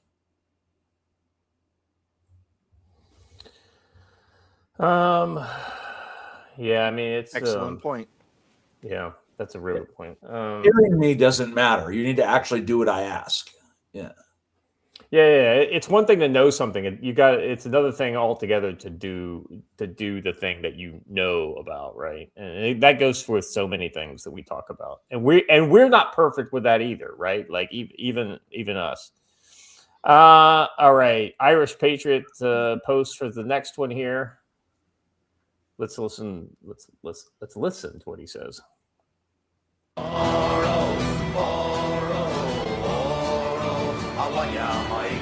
Quick pause real quick. Can I just say that this is a big improvement over the music that we were getting out of the Ukraine war? I was just going to say, this Irish folk stuff is kind of hot. I like it. I'm here for it. We have Galway Port to the fuel depot completely blocked from end to end, and we are not moving. That's the most Irish-looking dude I've ever seen in my life. If you're self-employed or if you're a farmer, or if you're in business in any way, I would urge everybody to stay out and support. Do not go home. Do not leave. We have one chance here, and we have to grasp it with both hands. And thanks very much for the hundreds of tractors and trucks that turned up to block the full end of Galway, which is a port city, from end to end, to stop the fuel coming in or out of this depot. And fair play to everyone so far. Stand your ground. Stay strong. Everybody wait together. Thanks very much. You know, Joe, if you haven't done your poem yet today, I would recommend maybe trying an Irish, some sort of a limerick, about it. Yeah, you know what? I haven't, and you're right. I've been really bad the last couple of days. Maybe we will do one. But Watcher, I know you said they probably shouldn't have struck this refinery, but no, that's exactly where they should strike. In order to get the attention of the government, you have to cause pain on the economy. I'm sorry, but that is the way that this works. Okay. That's the way it works. I mean, there is no other way. It's going to be hard to restart it now, because now you're going to have the whole issue of, okay, how do we get fuel to fuel the trucks that are supposed to take? Oh, come on, Watcher. That's so easy to do. It's all cans, right? I mean, and they won't even move. I mean, like, they'll probably end up towing them out of the way, right? Like, if they need to move them. Yeah. Maybe. Here we go. It's just a little. I googled this, Joe. This is just a little inspiration. There was once a farmer from Clare who said, "Enough with this tax on our air." He blocked every road with his tractor in tow, and the government pulled out their hair. The diesel was dear as could be. The truckers cried, "This isn't free." They parked in the line from Cork to up Fine and told Dublin, "Just wait and you'll see." Politicians all wrung their hands while the farmers blocked the port of the lands. Green taxes are grand, they cried from the stands, but the people said, "Bollocks to your plans." So here to the lad with the rigs who won't take a tax on their digs. They'll stay up the fight throughout day and night till the fuel bill no longer digs. That's not bad. Well, and that's part of it too, is I didn't understand most of this is over the fuel taxes. I thought this was just over fuel is expensive.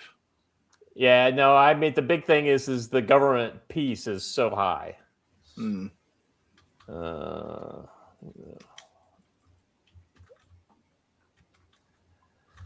All right, let's move on to the next one here.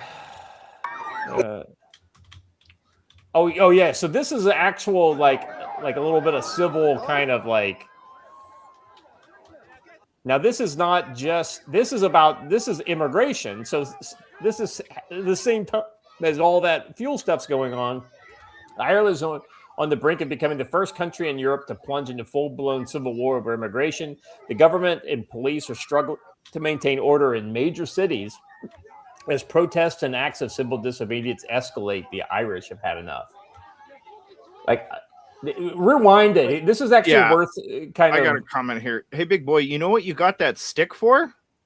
Do you know what this stick is actually for? It is not for holding it in that position that it looks threatening. Because he doesn't want to do it. Because he doesn't go after that guy. That guy the next one. Be arrested. Right. Let me know how I did, Scott. Anyway. These cops don't want to be here. I don't think. Some of them do, but most of them I don't think want it.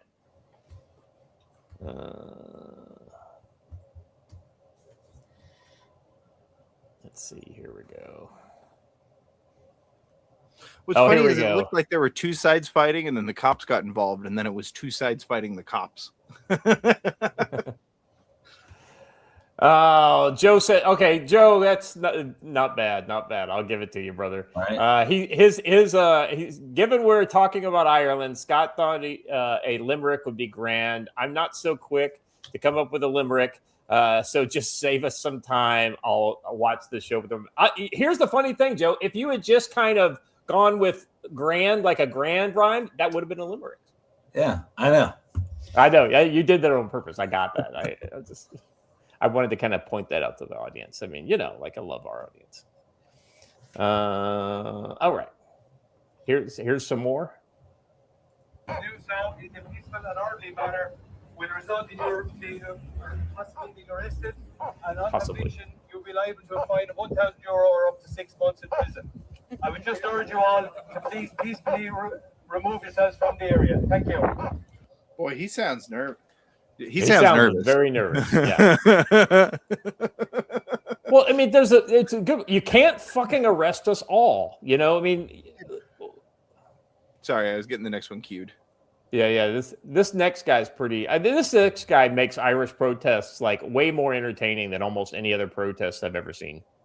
Just here now at the Tipperary roundabout, and the news is after coming out that our corrupt government are going to be sending the army out against the protesters. Are these guys mentally impaired or what?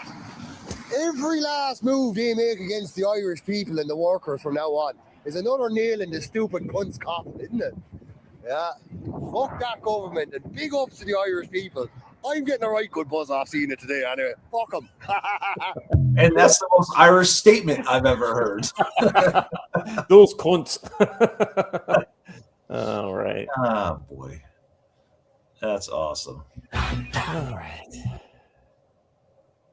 So this is just a kind of like an overview to show you a lot of different scenes from the protest. Let me read the what goes with this.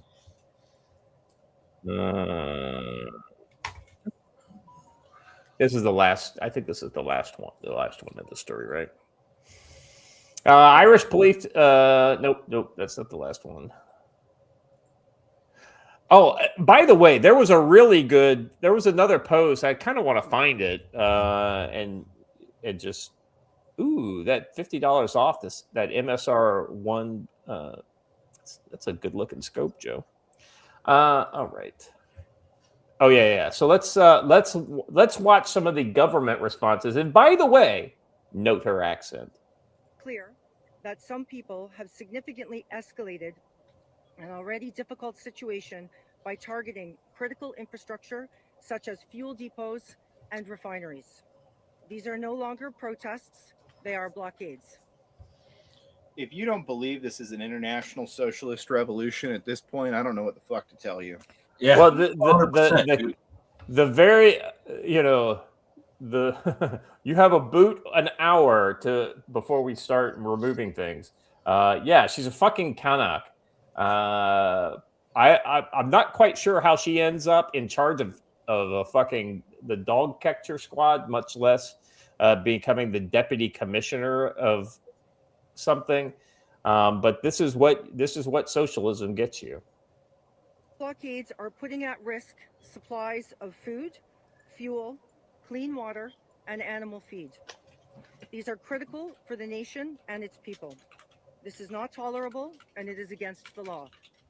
The willful obstruction of public roads and the movement of vehicles and persons are offenses under various statutes, including the Public Order Act and Road Traffic Acts. As part of our well-established graduated policing response in dealing with protests, and Garda Síochána is now moving to an enforcement phase in relation to those impacting on critical infrastructure unless they desist and disperse from these blockades. And Garda Síochána is advising protesters to immediately cease blockades of such critical national infrastructure or face the full rigors of the law. there's some interesting posts. So this next one is her speaking again. Let's see. Reportedly, according to her anyway, the Irish government is deploying its army to move Irish citizens described as fuel protesters and anti-immigration protesters. The woman speaking here isn't even from Ireland, ironically enough. Protesters that they were severely impacting on the lives of people, particularly emergency workers, those who need to attend hospital, and workers. Despite our significant and prolonged engagement, which has included explaining and encouraging protesters to facilitate free movement of traffic, it is clear that some people have significantly escalated an already difficult situation by targeting critical infrastructure such as fuel depots and refineries. These are no longer protests, they are blockades. These blockades are putting at risk supplies of food, fuel, clean water, and animal feed. These are critical for the nation and its people. This is not tolerable, and it is against the law. The willful obstruction of public roads and the movement of vehicles and persons are offenses under various statutes, including. All right. Anyway, so they're basically talking. This is. I think this is yesterday, and so we'll be getting or the 10th. It's already the 11th here. All right.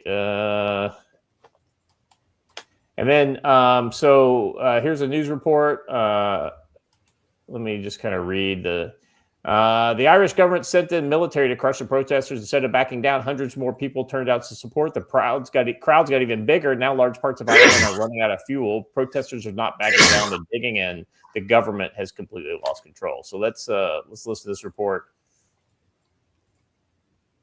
Yes, Ray, there's a very big protest taking here tonight at Galway Harbour. The numbers have swelled significantly. There are hundreds of people here, and they say they are not going away. The impact of the fuel blockades across the west of Ireland is really taking effect now. There's no diesel in Achill, no fuel in Balmullet, queues in Erris, queuing for fuel, and in Galway, places like Salthill, Athenry, Turlockmore, Cosla in Connemara. All of these okay, you're just making some of those up now. forecourts have very, very low levels of fuel. Some have completely dried up. And tonight, Ray, that all comes against news I've received from a source in the energy industry to say that there's a tanker off the coast of Kerry tonight coming from Antwerp and expected to dock at Galway Harbour, tide dependent, at around 8 a.m. tomorrow morning. Now that tanker will get here but will not be able to land and offload 6 million litres of fuel. It's agri-diesel, it's white diesel, it's kerosene for home heating. Yeah, I mean, this is a thing, right? And so I'm trying to find this post I found earlier, and it's basically the Irish Army saying, hey, we've got a deployment coming up overseas. So if you see a bunch of Mowag Piranhas, which are either like the LAV-25s or the Strikers, if you see them, they're just moving and getting ready for a training exercise. They're not coming to suppress the protesters. Well, that's the fucking problem. When the government becomes completely untrustworthy, they stop everything. It becomes a fucking threat, which is, I think probably appropriate. Heimdall's Arting Waifu did a limerick in the chat, and yes, here we go. Good. There was a policewoman from Ireland who went on the telly crying they blocked off the roads with the vehicles to be towed, and now she and her lackeys are spiraling. That was very good. That's pretty good. This is a good question. Where the hell are the Irish deploying? Irish deploy all over the world as peacekeepers. They are a very common contributor to UN peacekeeping forces. 50 to 60% of Irish fuel prices are tax. Yeah, it's fucking crazy, man. Almost as bad as Michigan.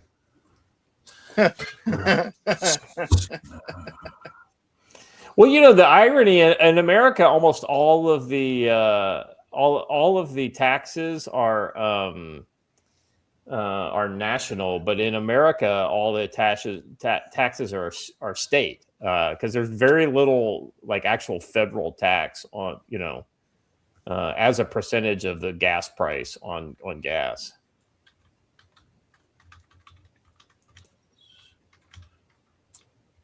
All right, next. All right, let's see what we got here.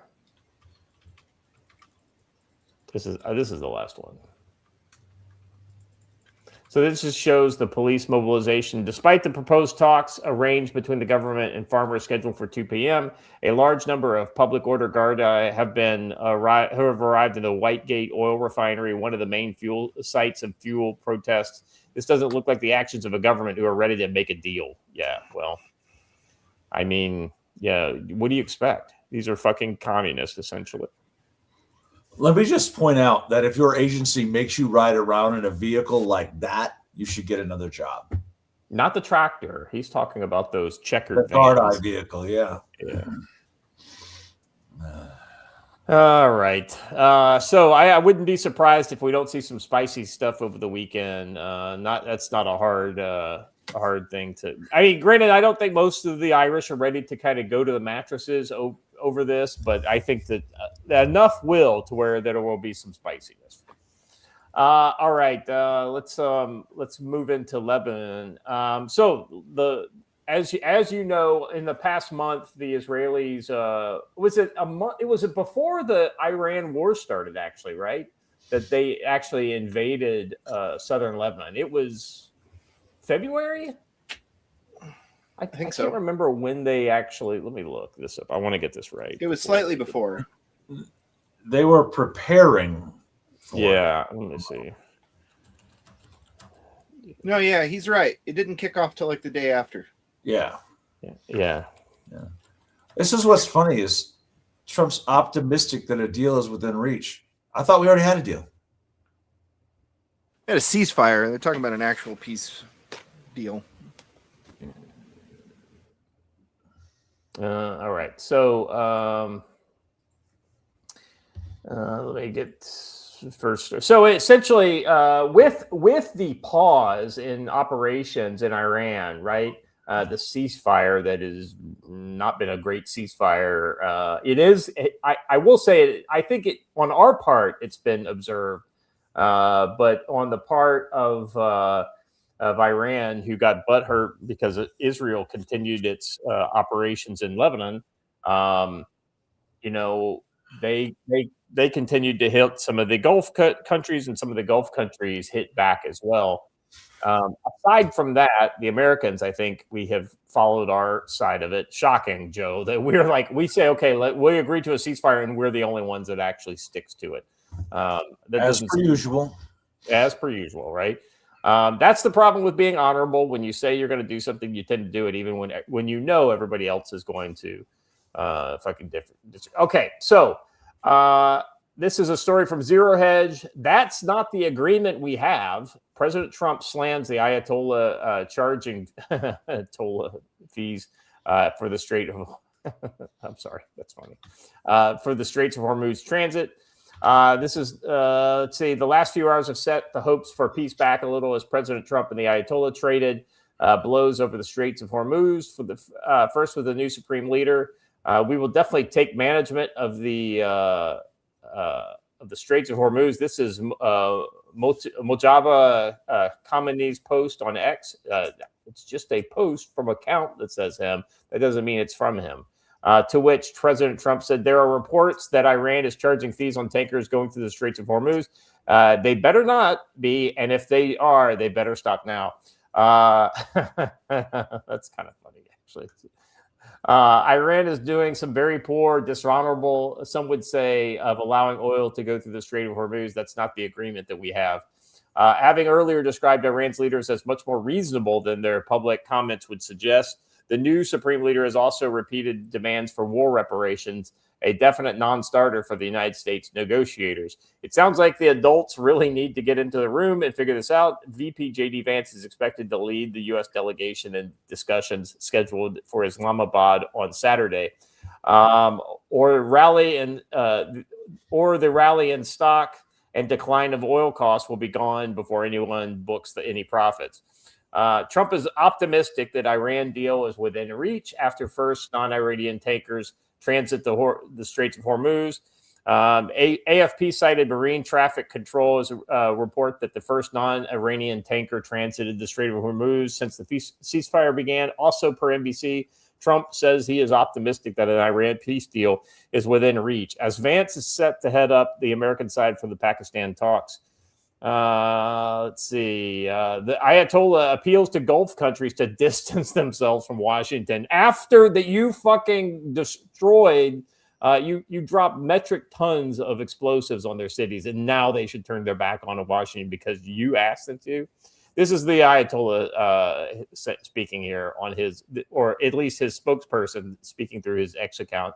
We're still waiting for an appropriate response from you, our southern neighbors, so that we may demonstrate our brotherhood and goodwill to you. This will not be realized until you renounce the arrogant powers who miss no opportunity to humiliate and exploit you.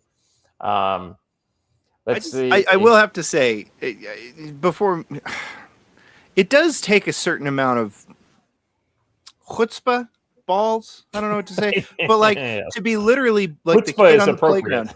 The kid on the playground who's literally getting your nose broken, getting kicked in, right? Like body parts flying everywhere, and you're like, don't you guys want to join my side?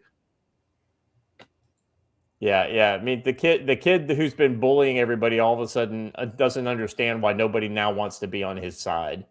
All right, so kind of moving on to Lebanon, that's really what this segment's about. Bibi has said that we are opening direct negotiations with Lebanon. Prime Minister Netanyahu, in light of Lebanon's repeated calls to open direct negotiations with Israel, I instructed the cabinet yesterday to open direct negotiations with Lebanon as soon as possible. The negotiations will focus on disarming Hezbollah and establishing peaceful relations between Israel and Lebanon. Israel appreciates the Lebanese Prime Minister's call today to evacuate Beirut. The irony that I saw was that the most prominent person from Lebanon that was on my feed, at least, speaking out for the good of the people of Lebanon and how evil Israel is for attacking Lebanon for no reason. Fucking eye rolls are just kind of going off the screen here at this point. Was Mia Khalifa, Khalifa, the porn star or former porn star. She was the only person that I saw of any kind of recognition that was out there, kind of like talking about how now. And so, like, I was talking at work today with somebody about this, and I said, "Listen, here's what's happening. People like her are saying, don't attack Lebanon." Well, the problem is Lebanon they're not attacking Lebanon; they're attacking Hezbollah. But Hezbollah is so kind of inexorably kind of dug into the society of Lebanon, and not just in the Bekaa Valley like it used to be, or south of the Litani River, which is where they're getting love from Israel now. No, in fucking Beirut. Like, for instance, we're going to talk in a minute here about the kind of the simultaneous assassination of a huge part of their command and control network. It was almost entirely in Beirut. All right, so I think here, let me expound on your point for just a second. Yep. Israel would not actually have to take this action if the Lebanese army decided to leave its garrison and do something about the Hezbollah problem. They can't, because Hezbollah is 10 times more powerful than the Lebanese army. Right. Now, guess who has supplied, trained, and helped out the Lebanese army up till now? It's been the U.S. Army. Like, we are the ones that are, they have Bradleys because we gave them Bradleys and we gave them training. Go ahead.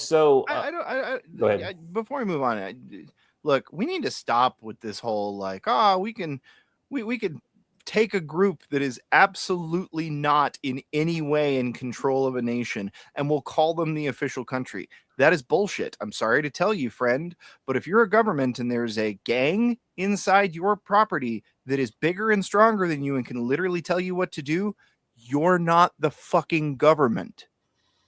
Well, I would believe that the point of arming the government then is to make them able to resist that group.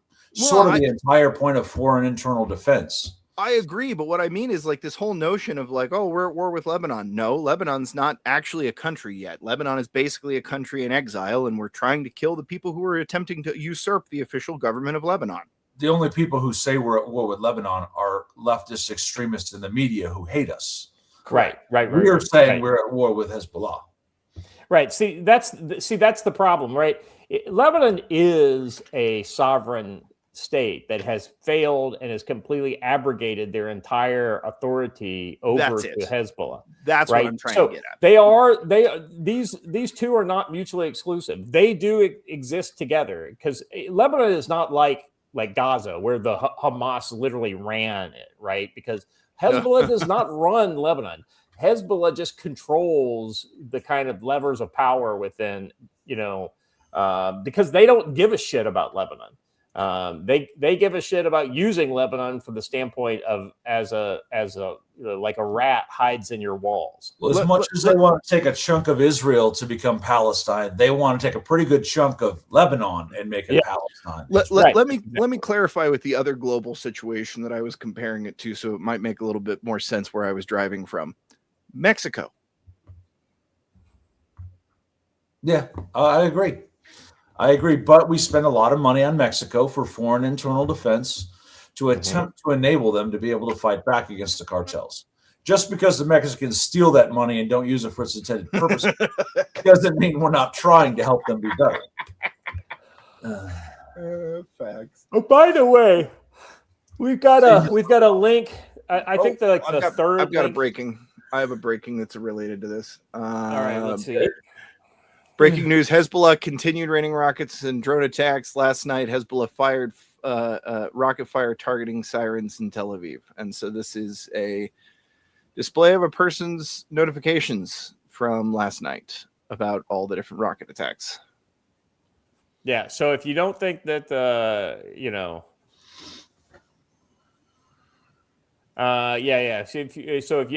if you think that Israel's just being mean here, they're not. They're responding. They've never stopped being attacked from Hezbollah.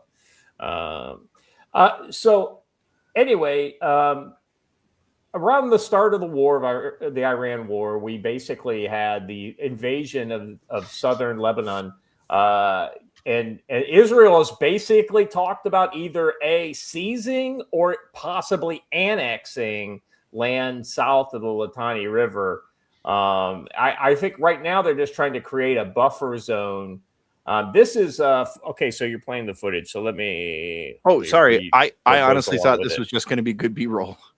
Well, this is specifically the moment that this. All right. So Israel just carried out the largest airstrikes on Lebanon since 1980, when the country was in the middle of a civil war. 100 targets were hit in 10 minutes across the country. Now there's a ceasefire. Now that there's a ceasefire in Iran, Israel intends to destroy Hezbollah for good. By the way, the ceasefire, it's exactly, I can't remember if it was Joe or Watcher that said this. It's exactly why we guessed, right? Is that, like, Trump said, okay, we'll have a ceasefire with you, Iran. And Pakistan said, okay, we'll have a ceasefire with Iran and Lebanon. Well, no. Pakistan put out that they were going to have a Lebanon ceasefire.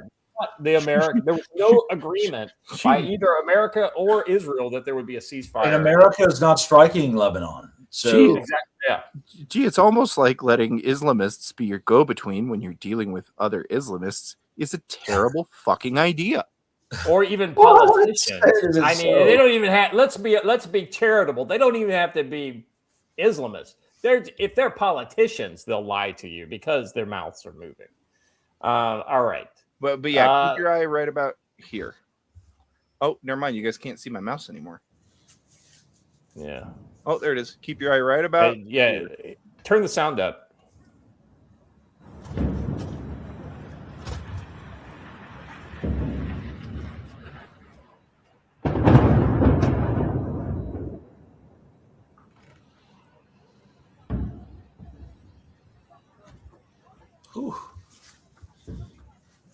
That's a big one.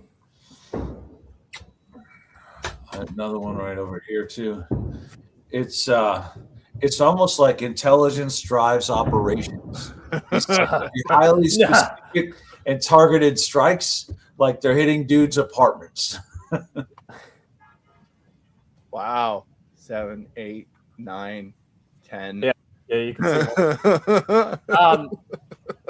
Before everyone asks, yes, that's all water storage on those roofs. Water's at a premium in the desert. Shocking.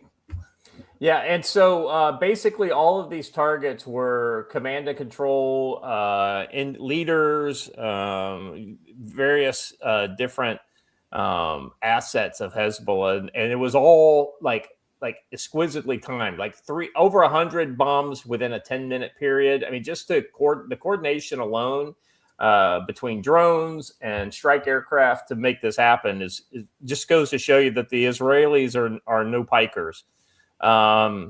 Let's go on and let's do the next one here. This next one, I think, yeah, okay. So this is a misclick. This is a Rooftop Korean. If you watch here, if you could read his post, because I deleted it. Sure. Already. The Second Amendment. The Second Amendment was reality. The First Amendment, the idea. You need the reality to back up the idea. This is why the Second Amendment was conceived, because there's always someone in government that thinks they rule over you.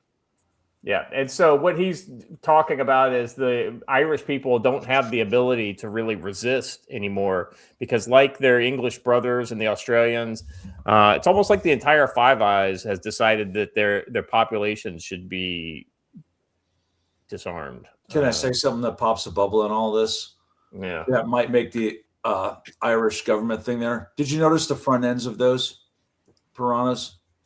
They had tie downs on them, meaning they're about to get loaded on a ship and be tied down. Oh, yeah, 100%. Yeah, this kind of refers to what I was saying, that the government was like, or the army was like, listen, while we may be the MOWAG vehicles are not, these are not going to be used on you, right? Yeah.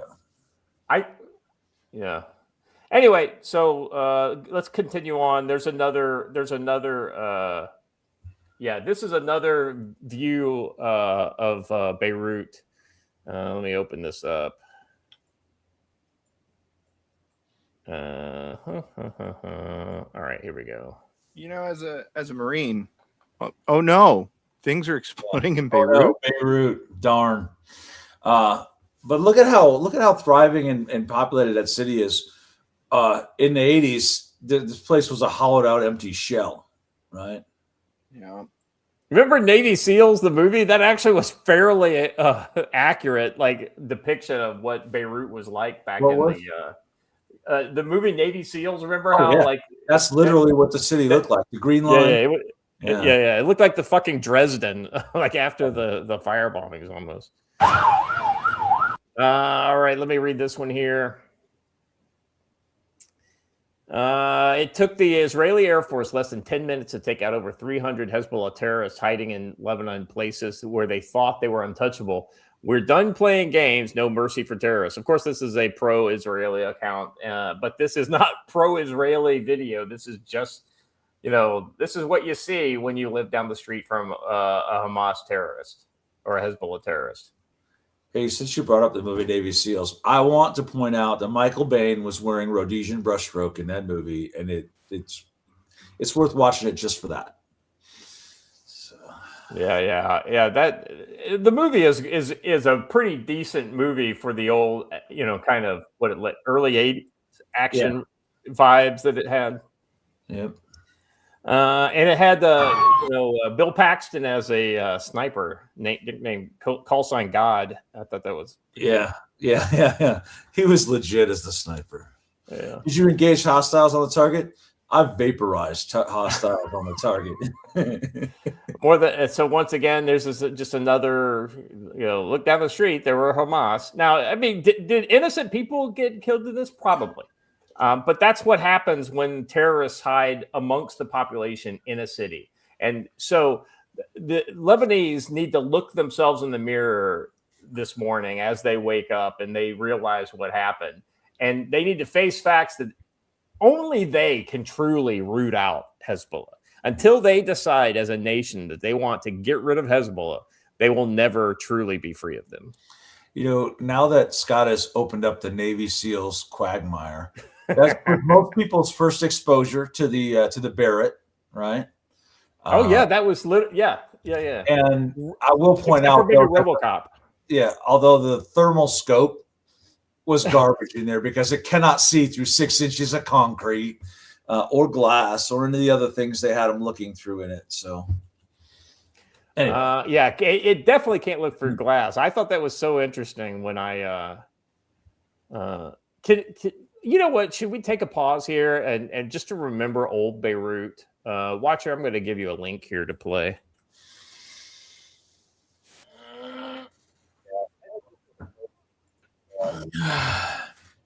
Yeah, presence the same, right? Yeah. Terrorists use innocent civilians as a shield. They're gonna get struck. Oh yeah. I don't care. Sorry, I mean, guys, yeah. but I cannot be a part of this funeral procession. I'm out of here. See you later. That was not in Beirut. Move out together. Oh no, we'll be good. You picked the ad. Yeah. Dare anything. We're SEAL Chief. We're here to get you out. They're Navy SEALs. Navy SEAls. Also, most people's introduction to the MP5 SD, I think. Yeah. Who don't know how to lose. Navy SEAls are paid to take risks. They're paid to die if necessary. We go in there, we hit them, and forget them. That's what we do. There's more to it than that. Come on, Lieutenant. Michael Bean's like high water moment as a leading man. How many movies did he play a Navy SEAL in though? Like, I know, right? He was literally like. Well, what's funny is they use the line, they hit him and forget him. They were talking about women, by the way, guys. No, just kidding. I like to think this is the same character that he played in, what is it? The Rock. Oh, what does it say? The Rock. Yeah, The Rock. That would have been a more appropriate. Too. Yeah. I told you to stay put. Yeah. Who advised them on how to do face paint? Arnold Schwarzenegger. Hold on, wait, is that Mr. Movie Phone? It is. Kills our people, then our people will kill Americans. There's Beirut. Yeah. Born to risk. We're gonna have company. Oh, there's the voice. Just got bigger. To win. Oh, I missed that voice. Just got worse. Charlie Sheen, Michael Biehn, Joanne Wally Kilmer, Navy SEALs. There's your Rhodesian brushstroke. There it is. There's Rhodesian brushstroke. Navy SEAls. Anyway. Let me just point out that the killing of Dennis Haysbert's character in that movie was absolutely unnecessary. This weekend in theaters only. Yeah. All right. Let's see here. What's next? More. Let's see. So this is outside Beirut, the main part of Beirut. Oh no! Check the no. I guess you missed one of the ones that I dropped in there. Go back to the one that says, if you're wondering how intense the bombing was in Beirut was. Yeah, watch this one. This is pretty dramatic. I'm not gonna lie. Before we open this, does this not remind you of that Martin short movie? No, nobody paid attention. Everybody look over there. Everything's fine. Go home.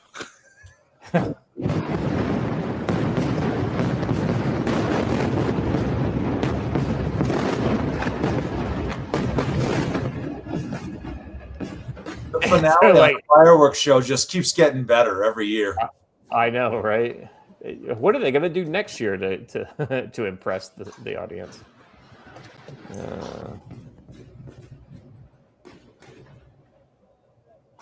All right. Let's see. Now we're going to set up a GP medium tent here in a couple of weeks and leave it up all summer. And it's going to be glorious. Yeah, just a place to, good place to hang out. It does get a little hot if you don't keep the sides rolled up in the summer. Mm-hmm. After Hezbollah violated their ceasefire with Israel, the Israeli Air Force is obliterating their positions throughout Lebanon. Here we go. This is not a small hit there. And this should, I mean, look, this is, I assume this is a residential home where there are that just goes to show you, these people know there's fucking Hezbollah down there. Good Lord.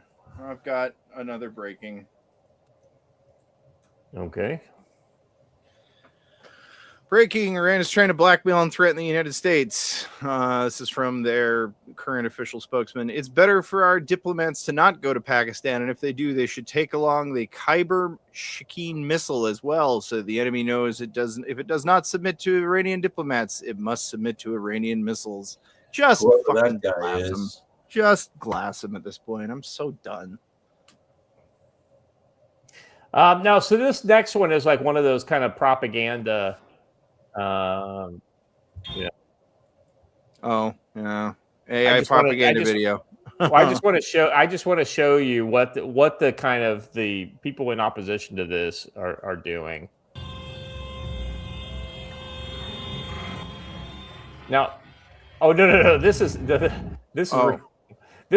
flying Hezbollah guy. In that debris that's flying up in the air is a body. Let's see. Oh, there we go. This one. Zero calligraphy.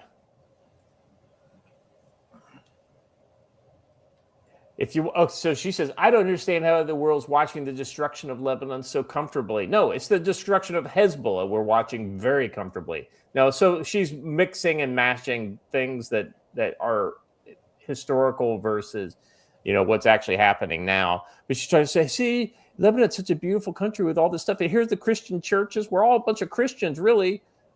Well, you're a bunch of Christians that are letting Hezbollah basically live inside your asshole. Yeah. And so you gotta ream that shit out. You gotta clean it out. It either comes from within, i.e. a laxative, or it's gonna come from without. Hey, imagine how much more prosperous your country will be when you take the terrorists out so that people actually want to come there for tourism, since it is quite beautiful. And here's another. I thought I saw. This is one that I liked earlier, but I never saw it when I was putting the show together. The one I just shared, can you? So this is, if you want to know what their operations look like, it's this. Hezbollah releases footage of them launching missiles from civilian homes inside Lebanon. Lebanon was supposed to disarm Hezbollah months ago. They failed to do so. Now we're dealing with the consequences.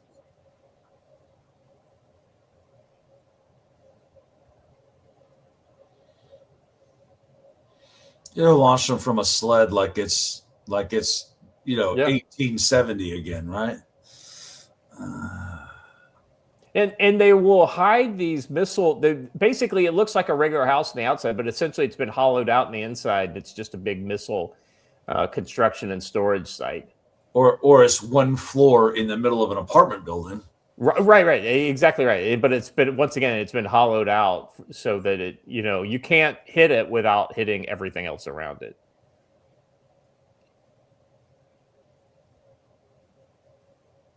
All right. I do think it's interesting they blurred out everything in that truck's background. That shows that Hezbollah is learning something. See, the AK-47 on the yellow thing tells you this is a Hezbollah video. Because they know that Israeli intelligence is pretty good at spotting exactly where you are. Yeah. And look, they're also blurring out anything that could possibly identify these guys. Yeah. Oh, except his bracelet.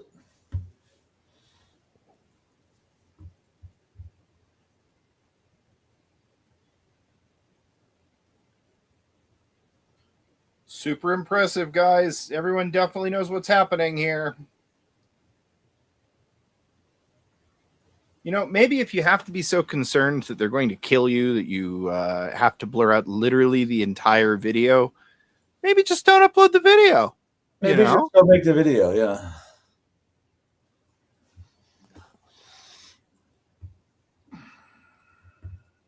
Hard concept for some. Yeah, Squishy says, I remember when 4chan called an airstrike on ISIS. I remember when everyone had to do it the hard way and watch CNN to figure out where to strike. You guys remember the opening of Desert Storm?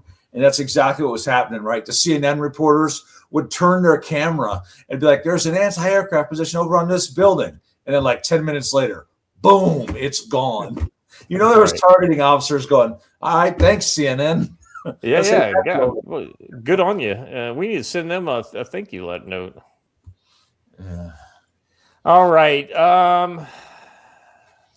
There's that one. All right, let's look at the very last link, Watcher. This is the Israeli general visiting the front lines. IDF Chief of Staff Lieutenant General Eyal Zamir toured the outskirts of Ben Jabet in southern Lebanon earlier today, where the military has been battling Hezbollah operatives. Our main combat areas here in Lebanon. The objective defined for you is the removal of the direct threat to the residents of the north, which you are carrying out with determination, Zamir said to troops, according to remarks published through the army. On Iran, Zamir said IDF's achievements in the war against Iran are unprecedented and historic. Iran before this war is not the same Iran. It is much weaker. We are prepared to return to combat with full force if required at any given moment. The IDF says Zamir was joined by the chief of the Northern Command, Major General Rafi Milo, technological some other division, and the 98th Division Commander, Brigadier General Guy Levey. Following the visit to Benjamin, the IDF says Zamir approved new battle plans for the fighting against Hezbollah. Offensive operations continue apace, and I wouldn't be surprised if we didn't see continued, responses by Israel because this is going to be more like real combat than what they had in Gaza. Now, Gaza was combat too, but Gaza was very deliberate and like destroy fucking everything and find the rat holes, right? Because you basically had terrorists that were fighting from, urban remains. This is more like open field. Like Hezbollah has actual military units and things like that, but I would imagine they're going to resort to their old tactics of hitting from behind, using drones and ATGMs and things like that, which were very effective in 2006 incursion. So we'll see if that continues. Looks like the general has a chamber flag in his rifle because it's not. Yeah, that red thing there. Yeah. Although it's probably a side charging handle, I don't understand why it's bright red. Yeah, well, it's an AR. It actually looks like a chamber flag.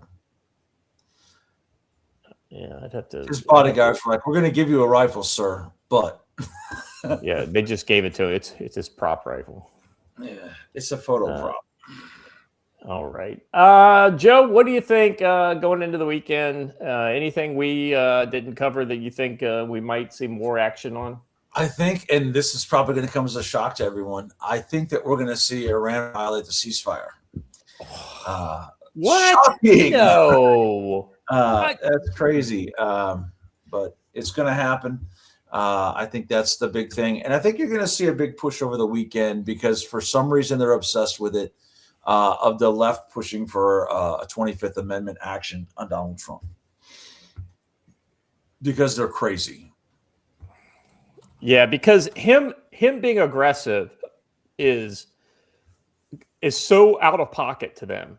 They don't understand, actually trying to win your position, and that which is exactly what he's doing. Because the Republicans have never won our position before. I mean, under the previous GOP administrations, we have massive illegal immigration, Obamacare, blah, blah, blah. The list goes on and on of Democrat accomplishments when you had a Republican House and a Republican Senate, right? Mm-hmm. So, when he actually goes for the things that people voted for, people are fucking shocked. They are absolutely floored by this. And, we didn't really talk about the whole kind of going down the rabbit, like Trump going after all the podcasters and the internet, the alternative media folks from that have basically been attacking him from the right, like Tucker Carlson or Al Takari. Because ultimately we see that as just a sideshow of the kind of the broader conflict that we're already talking about. These guys have been paid off by somebody. I don't know if it's people from the Middle East. I don't know if it's China. Who knows? They've got money in their pocket, or which is kind of, I don't know if it's better or worse, or they're motivated by the grift of like disagreement, right? Like if I stab Trump in the back, I'm gonna get a bump or whatever in the algorithm, and I'll get more viewers. No, it's the left. Look, I heard it put in the same way as Pascal's wager, and I think it's absolutely correct. If I am against Trump and Trump wins, what happens to me? Nothing. Nothing happens to you. Nothing will ever happen to you. If I am against Trump and Trump loses, what happens?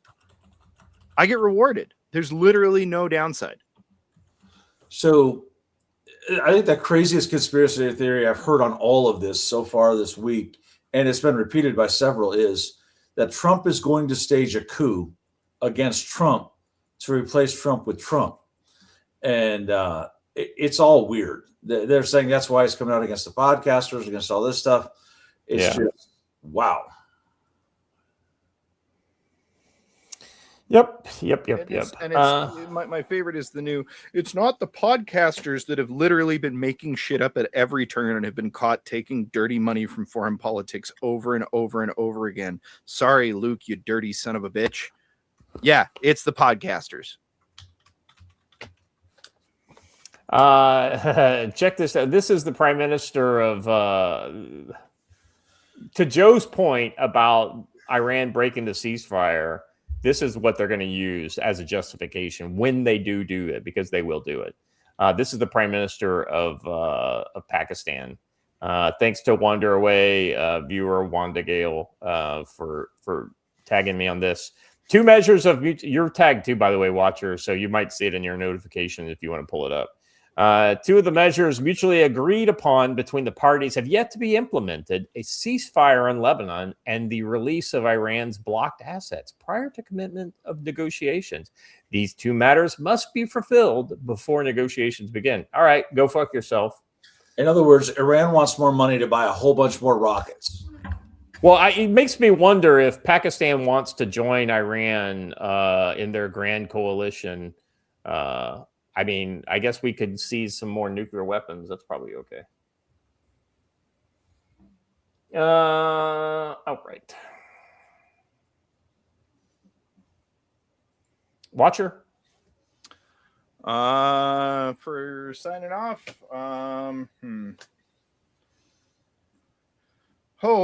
I think that even though fuel prices are probably going to fluctuate and whatnot, it is probably best to start thinking of keep your fuel above half tank, right? Like the rule is like never let it go below, but I would say like take every opportunity you can to fill. You're never going to get screwed over in that case. And I would say stock up on food, right? Like it's not going to get cheaper. The gas is going to keep getting more expensive, and every time it does, they're going to tack a little price onto the food because that's how much it costs to transport new stuff there.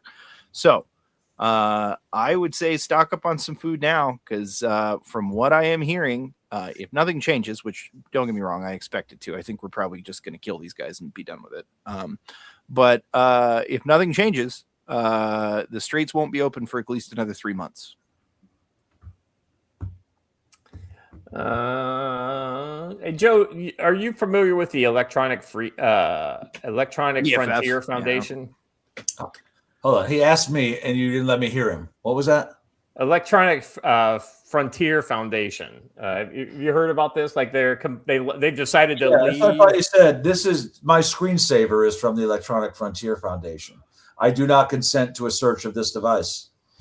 Well, the irony is the original guy, who founded it, he dies, right? He dies in 2018. And the person who has taken it over now is basically a far left activist. And she's active on Blue Sky, but they have turned the EFF. It says this is the announcement. After almost 20 years on the platform, EF is logging off of X. This isn't a decision we made lightly, but it might be long overdue.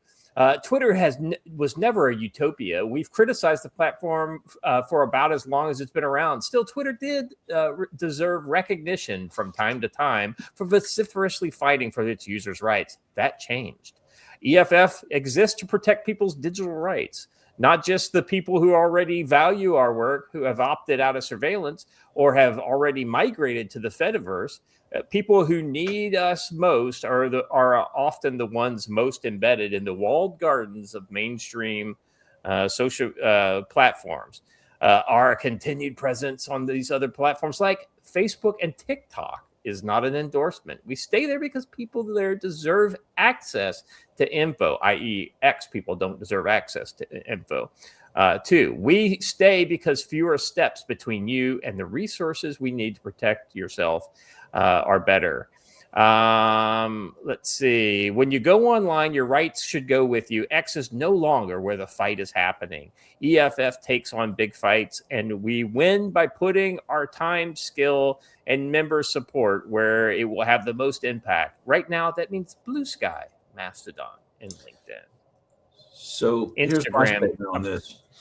Kay put it best when he does his ground rod course. They are absolutely leftist morons. That doesn't mean they don't do good work and they don't put out good information. Yeah. So, well, I mean, that's one of those kind of things, right? If somebody's a leftist, right, you know, they may produce something of value, but you always have to wonder what the motivation is in how they do it or where they do it. You know what I mean? Literally could care less about their motivations because it helps me. I'm just saying that a lot of the info they put out on digital privacy, digital security, you should know. Now, that doesn't mean you should follow the EFF and be their friends and go to their events. Absolutely not. They're morons. But they do have good training and info available on their website for you to gather that information. We do our best to do the looking ourselves and rolling of our eyes at their website and put it then into our classes, right? So yeah. No. If you can separate the wheat from the chaff, you don't throw the baby in the they're huge on flock cameras and license plate readers, and they got fantastic information on defeating that. Yeah, but you need to know exactly where. The only suspicion I have is Mastodon, right? Like I think it was Watcher kind of clued me into this. I think it was a couple years ago before Elon bought X. Because Mastodon, because of its very decentralized nature, is like the perfect playing ground for large NSA-like organizations to take advantage of people. Yep. Yeah. So I'm willing to use their methods. I don't really care that much about them, but I'm not going to be one of these people. There are a lot of folks on our side who feel like everything you do must be so ideologically pure that if you ever quote them or use something they did, you're the enemy because you're talking to them. Yeah, I mean, from whomever has it. Yeah, from my standpoint, I think in order to use somebody's stuff, you just need to know where they're coming from, right? Yep. Yeah, so that way you're doing it with your eyes open and not thinking like that they may actually believe the same stuff you believe. All right, that was the thing I just wanted to kind of bring up.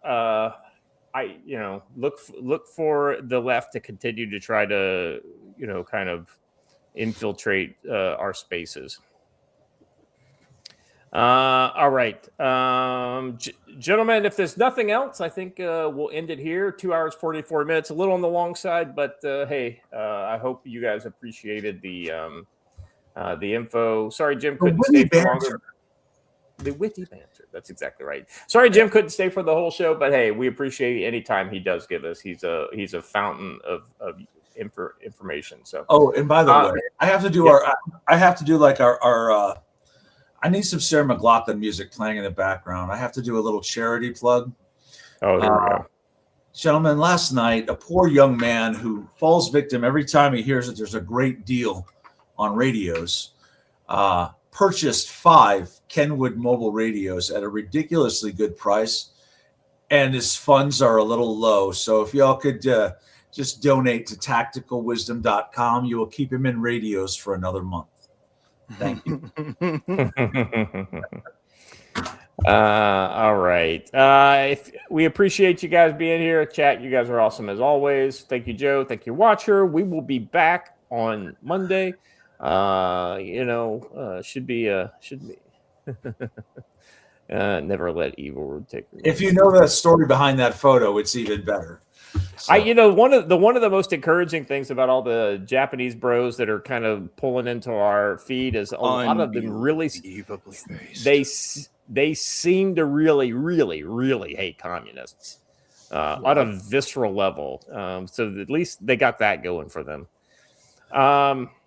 All right, we'll be back on Monday, same time, same place. If you haven't done already, please like the channel, subscribe to the video, or subscribe to the channel and like the video.